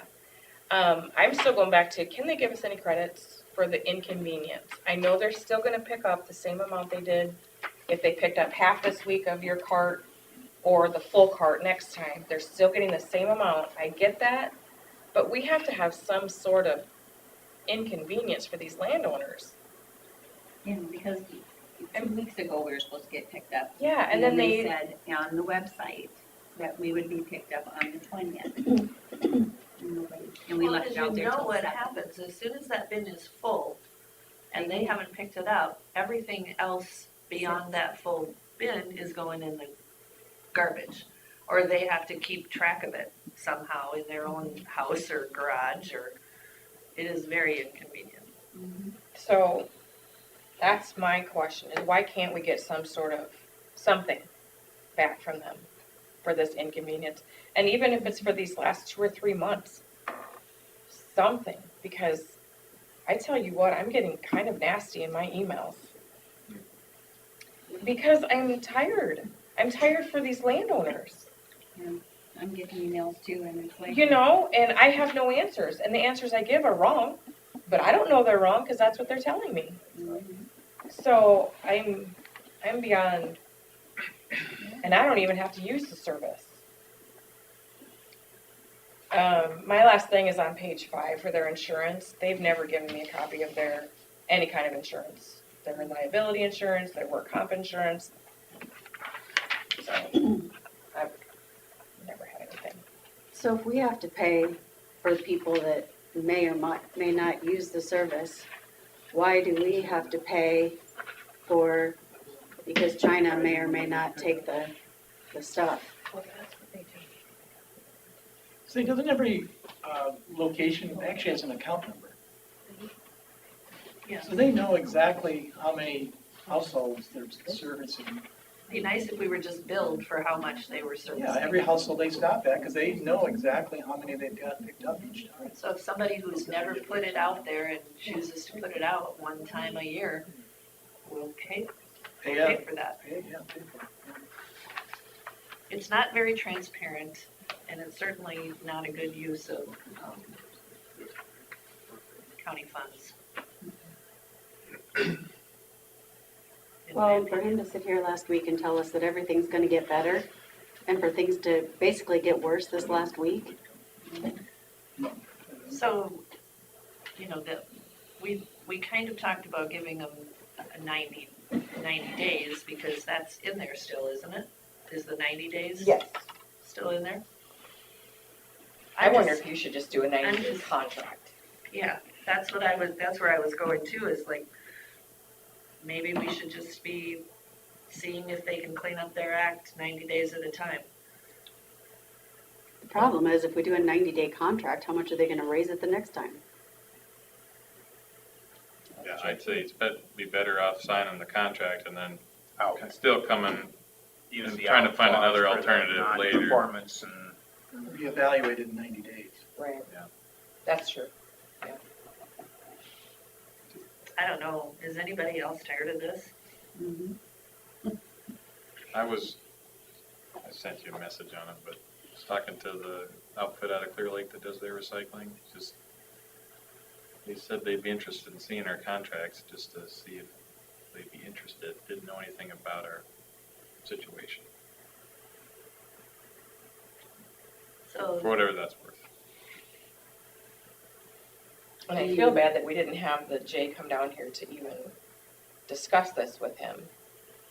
We should have had him come down to discuss the contract. well,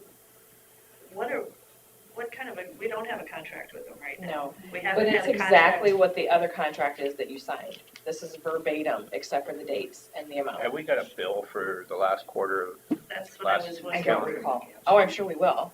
well, I'm just wondering, what are they billing us for? Is it on last year's pricing? Is it on, I is don't it know on that a answer. 3% increase like they said in the last contract? Is it on We need to see this? their bills. We don't have this contract in place, so they Yeah. can't bill us this. I would have to look. I don't think it went up. I think it was the same price the last one I paid. And I don't remember the dates for what that was paid. Can we just keep kicking this can down the road for a couple of years? No. To keep getting that same pricing? Nope, I feel we would get horrible service. The problem is if you look at the last contract, and I don't know if it has it in this one, but it does say in the last contract that it will continue if we would have sent them a Renewal? letter saying that we wanted to renew it at the 3%. instead That we it would have sent them an renewed for another FOP 3 to- years. So we handled it correctly but we weren't happy with the way things are going. Well, and that's, I brought this up last October, or last August, because it was gonna end in October, and now we're into the end of January. Something needs to be done outside of here, or, Is there anything that says it can't be negotiated down price-wise? Other than he said We it talked wouldn't. about it at the meeting when he was here. He said he wouldn't, they said they wouldn't. But the first thing he said when he started talking was, this is the lowest we can go. I feel like if we're that unhappy, I feel like, why can't they stay at 3? I know with garbage, they've been negotiating with people.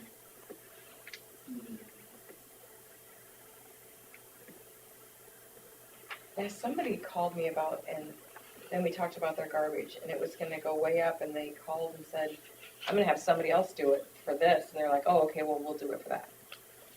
It's just like cable. It is. All those other things like that. Yeah.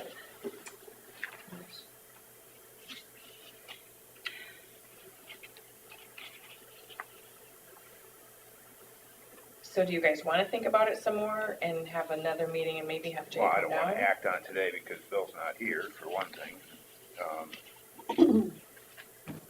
Mainly, I wanted to point out that there are carriers out there who, weren't aware that we were going through a selection process. So I thought that was interesting. And those carriers, were they, Yeah, they're headquartered in Ankeny, but they service Clear Lake. but are they a single source or single sort? I don't know a lot of details. Okay. I know they're up here for garbage. Start west of town, I've seen them continue.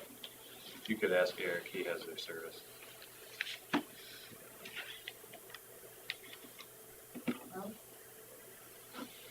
I guess the question I would have was to make sure this other company that you're talking about has an outlet for it. And they assured us that it gets to a transfer station in Mason City, and then it gets hauled from there up to the cities. And that's where their sorting center is. With And Waste Management or the other company? The waste management. Okay. The other company said they were stockpiling it. Not very good, but is Fort City still, how are they handling theirs? We are buying time. Looking for an outlet. Yeah. It's unfortunate.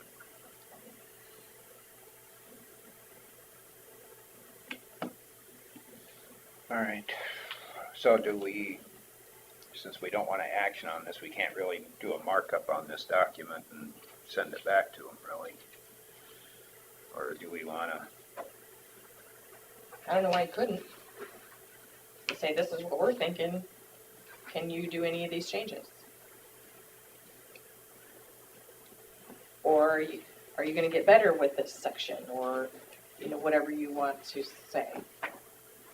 When we talked about them getting better service, then that was where they were saying 90, we would have the 90 days to. Yeah, they can't fix all of that overnight. Right. I get that. But I feel like they picked up week 4 last week and didn't pick up week 3 at all, when it was week 3's week. You know, this might be just me, but I think a central location is gonna solve a lot of problems. I know that people like it picked up at the end of their lane, but they're way too frustrated, and it's costing the county a lot of money, potentially more money, and just have poor service. So I think we need to. This is an email I got this morning. I see waste management is on the agenda again. I would ask the board just to get rid of them and get places to take the recycling to. We had another pickup Friday, which didn't happen again. So in my mind, they've more than had their chance. They did do a special pickup a couple weeks ago, but they didn't know they were actually coming. The driver was good and could see the cart up the drive, so he came and got it. We would much prefer just being able to take recycling to a drop site as opposed to never really knowing when they're going to show up. yeah, you hear that. I also hear messages like I got from my brother who lives by Buffalo. I said, do you have waste management for recycling and do you use it? And have they always come to pick it up on time? And he said yes. He said yes. Yeah. So. With no. I guess. He must be fortunate in the weather then. Yeah, I don't know. He lives on Blacktop. Make any difference, but. I live on apparently highway, it works for doesn't some work so people. good. But I know our roads were cleared for the last 2 weeks. And then they Sure, never showed yeah, up. but we didn't make it, we weren't done till the afternoon, so, they had to be fighting it all day. That makes a difference. No, it was nice. I have a number of those kinds of messages and emails as well. Most of the people I talk to just want to know when they're coming. And then come when they say they're going to come. Well, I would say your point about the collection day being skipped, why are we paying for that? I think that's something that needs to be addressed. I mean, it's just a thought. If you're just going to skip it that period then, so they're not taking it up 14 Why days in a wouldn't they row do waiting. that? Why wouldn't they do that every time? That Well, is they're gonna save half and of maybe their I'm costs. misinterpreting what they mean by this period. Maybe that just meant that day. I don't know, but my thought is then just skip it. Oh, we can make all those changes and see if they agree to it, complete with the. Or just simply ask them for clarification on that statement of what is being, when they say being skipped, are they saying postponed for a day or a week or? Well, and I think in there it says skip for the collection period, which to me is the 1 month period. So that's how I read it. I don't know. Yeah, and why are we paying for that? Right. But then are they going to charge us double the next time because they're picking up more? I don't know. That's not our problem. But they're only doing one trip But then. it's only one trip, it's only It's costing. not all in the True. cost of Right, getting rid of right. it, it's the Yep. trip. Makes sense.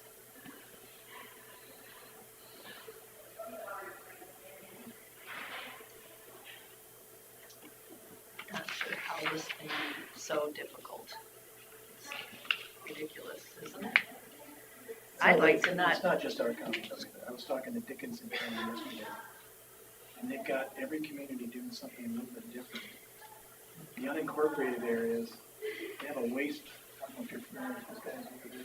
They have a waste, they have a commission made up of representatives of each community, county, and they have a 2080 agreement, and they're able to tax the customers to pay for the program.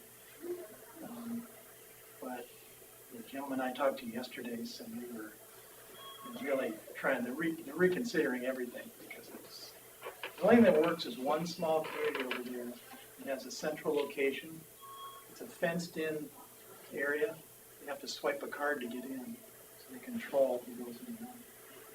And it was, I think it was waste, yard waste, including garbage and recycling. Not sure about had our appliances, but so that was one that was actually working, but it was very small. I'm guessing they have cameras to identify. Well, they have to have a card to get in. They might have Yeah, but it doesn't tell who dumped what. Yeah, but I mean, you've got a record of all your customers. They might be all aware. Because they could go back and timestamp and figure out who did it.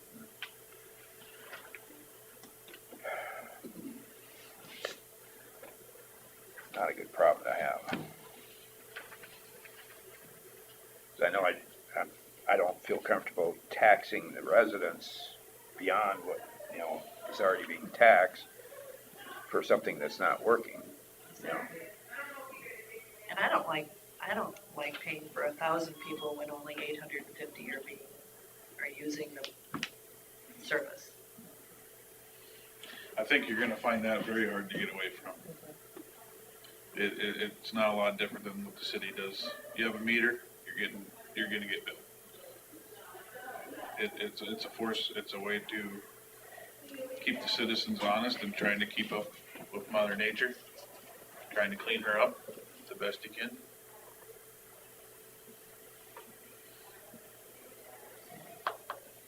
And until we get through winter, it's gonna be a challenge no matter what. Come spring, you should be able to get around and do it, other than the roads being soft. They did say over there that the problem they have with the centralized location is it's not fenced in. The other locations they had like that, all the people that are using it that aren't supposed to use it. So that's an ongoing thing. I would highly advise you guys to do some research. Call Miller, maybe. Call City of Clear Lake. I know they pulled theirs recently. They had it in their fenced-in area in their public works fence. They couldn't make it work inside their gate. That's when people around, I'm not saying standing over it, but I'm gonna say people around during the day. So they Like I couldn't said, make it work centrally. We don't have a good solution. Yeah, no, This I isn't understand. working. We don't know what, the only thing that seems to work is maybe the one over at Worth County where you have a man there that takes it in, but it's twice the cost, at least, if not 2.5 times the cost. I think Waste Management does a good job. It's the holidays and the weather that people are having a problem with, that I see. Like the city, we're fortunate enough, we run it regardless. Or if it's a holiday, we always do it on the day we're supposed to. And you get notices on the radio. I hear We those all the get time. notices on the radio, we do it on Facebook, we get it out on media, so. It's predictable. Yeah. Yep, no, it's the inclement weather, I think was what country folk are probably, inclement weather and the holidays and them not staying true to their word. And I know they've had staffing issues, which everybody Everybody does. I get that. But then as upper management, then you come out. I mean, somebody's gotta do it still.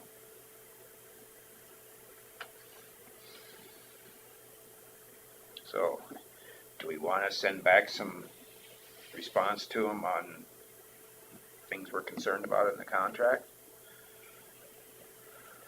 If you're looking to move forward with the contract, then yeah, I definitely, as written, it's not acceptable, I don't think. So do we just make notes on it and send it back? If you make notes, I can put something together and send it back to them. Just make notes on what you want added or changed, and I can create some language, proposed language for those. So do we use that then as a basis for a contract possibly with someone else too? I mean, if we do wanna contact, who was it? Absolutely. Absolutely, yeah. Yeah, I mean, they probably have their own contracts that they would. Right, but for a place to start.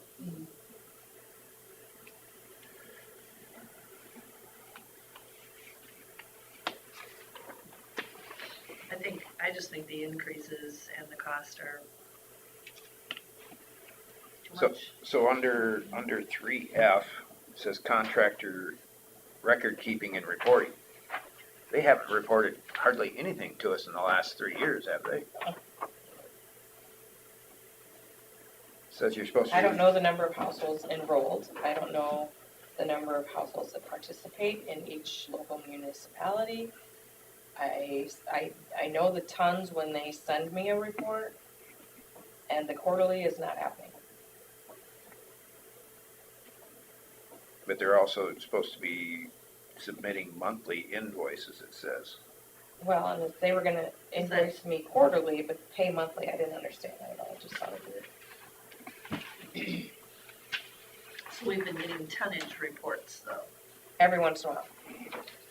But no number of households participating. Nope. Or enrolled.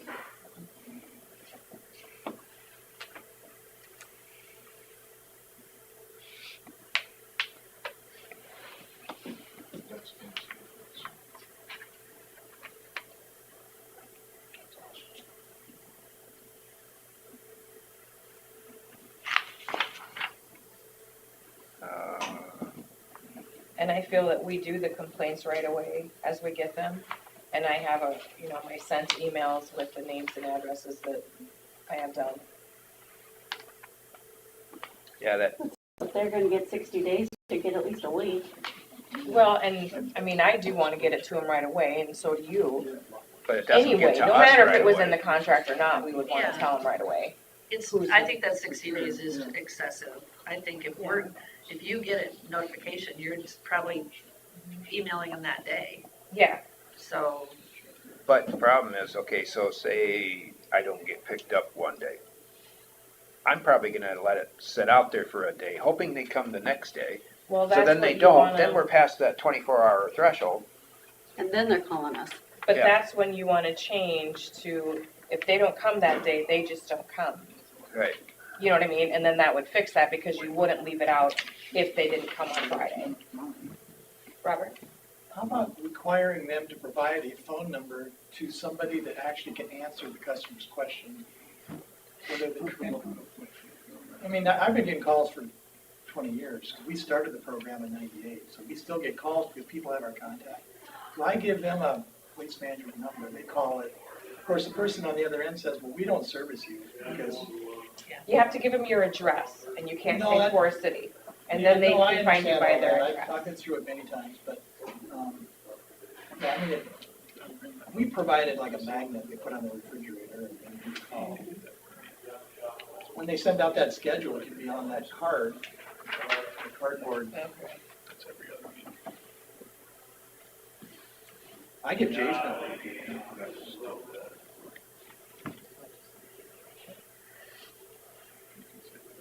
I just send a screenshot of their 2 business cards with their cell numbers on it.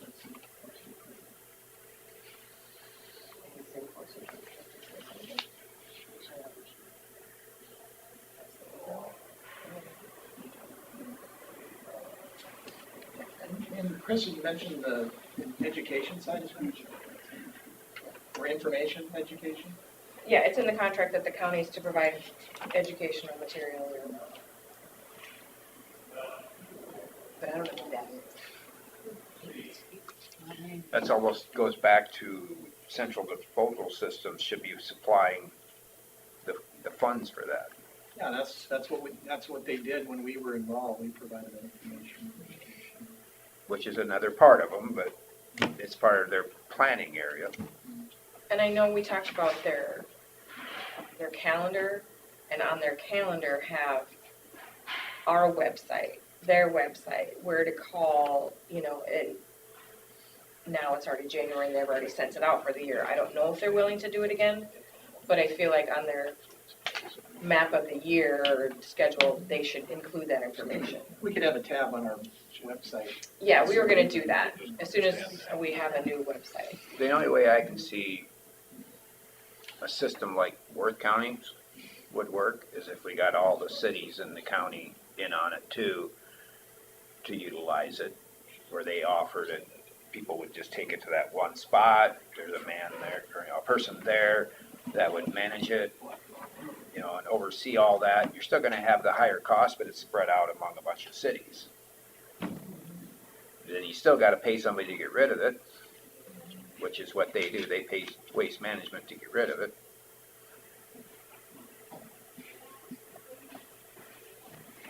So that's all part of their, 2.5 times the money budget.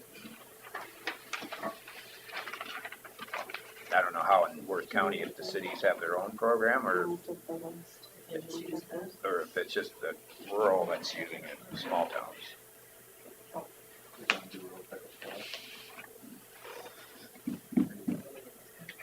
Well, I don't know, I've got notes made on this, if you understand it.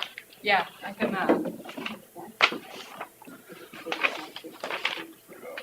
I'll go through it, put something together, and then send it to you guys again Probably before with I her sent notes it too, out. Yeah. Anything she's got,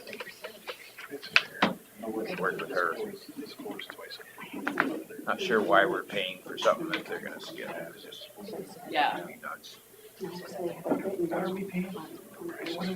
What are we paying for that? Yeah, maybe. No, it's $5.50 a month. $5.50. $5.50 a month. Yeah.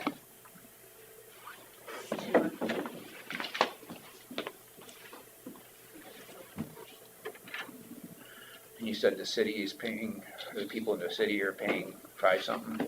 $5, but they're getting their service every other week or twice a month, basically, first and third, so we're second and fourth. I think in Thompson I paid, it was like $2.50, $3, a 64 gallon single sort. But I can have multiple of them. Well, we do a little different, is they have to separate their paper products in the city here. So that'd be a little different, but they can put out as much as they want. You actually have a second truck that picks up the paper, right? Yeah, we have to pick it up differently because we're still recycling the paper products right now. So your trucks go to 2 different places then? Yeah. All right, well, we'll look at it again next week if any response from them.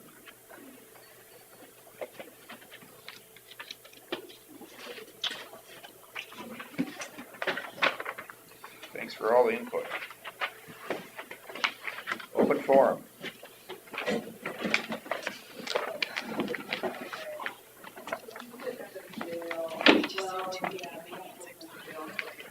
No, you know, Kelsey, I told her to get. That's the guy that. Well, Oh, really? From here, yeah. Okay. Terry, do you think you guys should have Jay come next week Send me that. instead of, I think it would probably be best, we weren't ready this one. Bill wasn't here. sure, but I mean, just having him here, you gotta But if we send, have our Do attorney this. send the information, then you can come back with a response if possible. Yep. They're not compliant right now with the last contract. Anyways. But I don't know that. And do you think this is all happening because we don't have a contract in place? I don't think so. But that is what a lot of people's perception is. that we don't have that contract in place because it didn't happen until like November, we started having issues. There's Before just that. a lot of changeovers, new trucks, Yeah. no people, it all came at once.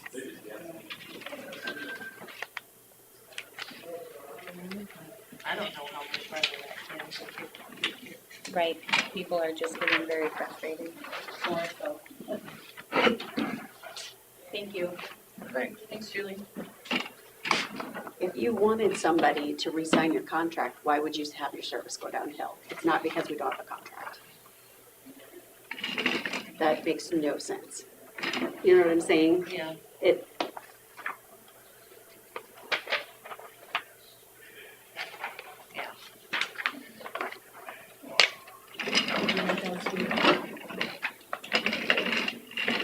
Especially a contract that knows I have invoices over the next. you can't read my handwriting, you just have to call me. Well, and I can go back and listen to whatever you guys discussed before I got here too. I don't know, should have thrown in a different number, go back to the 3% as a counter offer. That's what I did. Okay. Okay. I was gonna say That's nothing that Put more stops. leverage in the negotiation. When's our current contract through? It's over. Last October.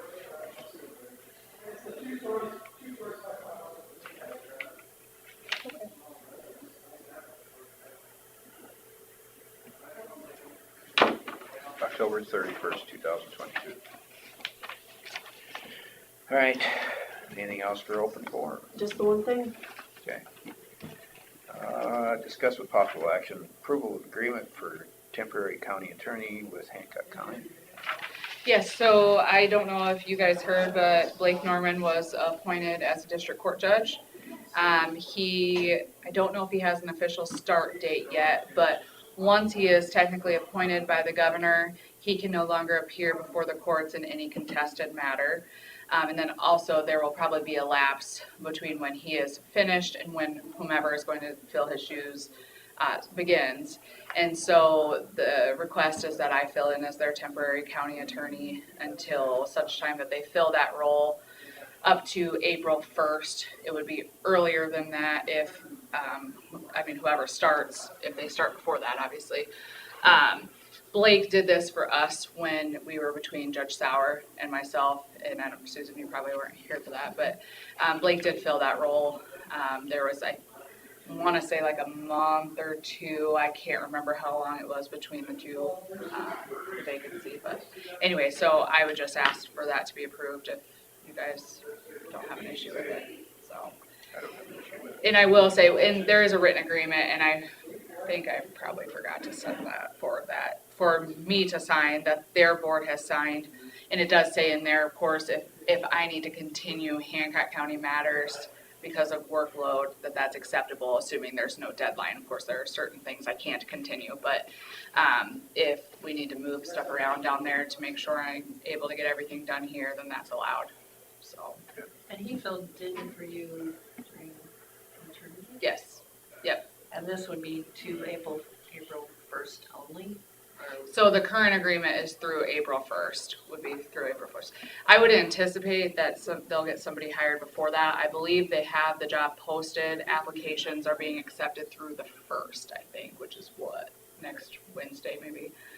So then they'll start that interview process just like we did here. And then it'll really depend on who they appoint, how long they want. You know, if it's somebody coming out of private practice, they might want additional time to wind down things in private practice, so it all will depend on that, so. So you just need a motion? Yeah, just to allow me to approve that, to sign that I'll contract. make a motion to approve the agreement for temporary county attorney with Hancock County. I'll second it.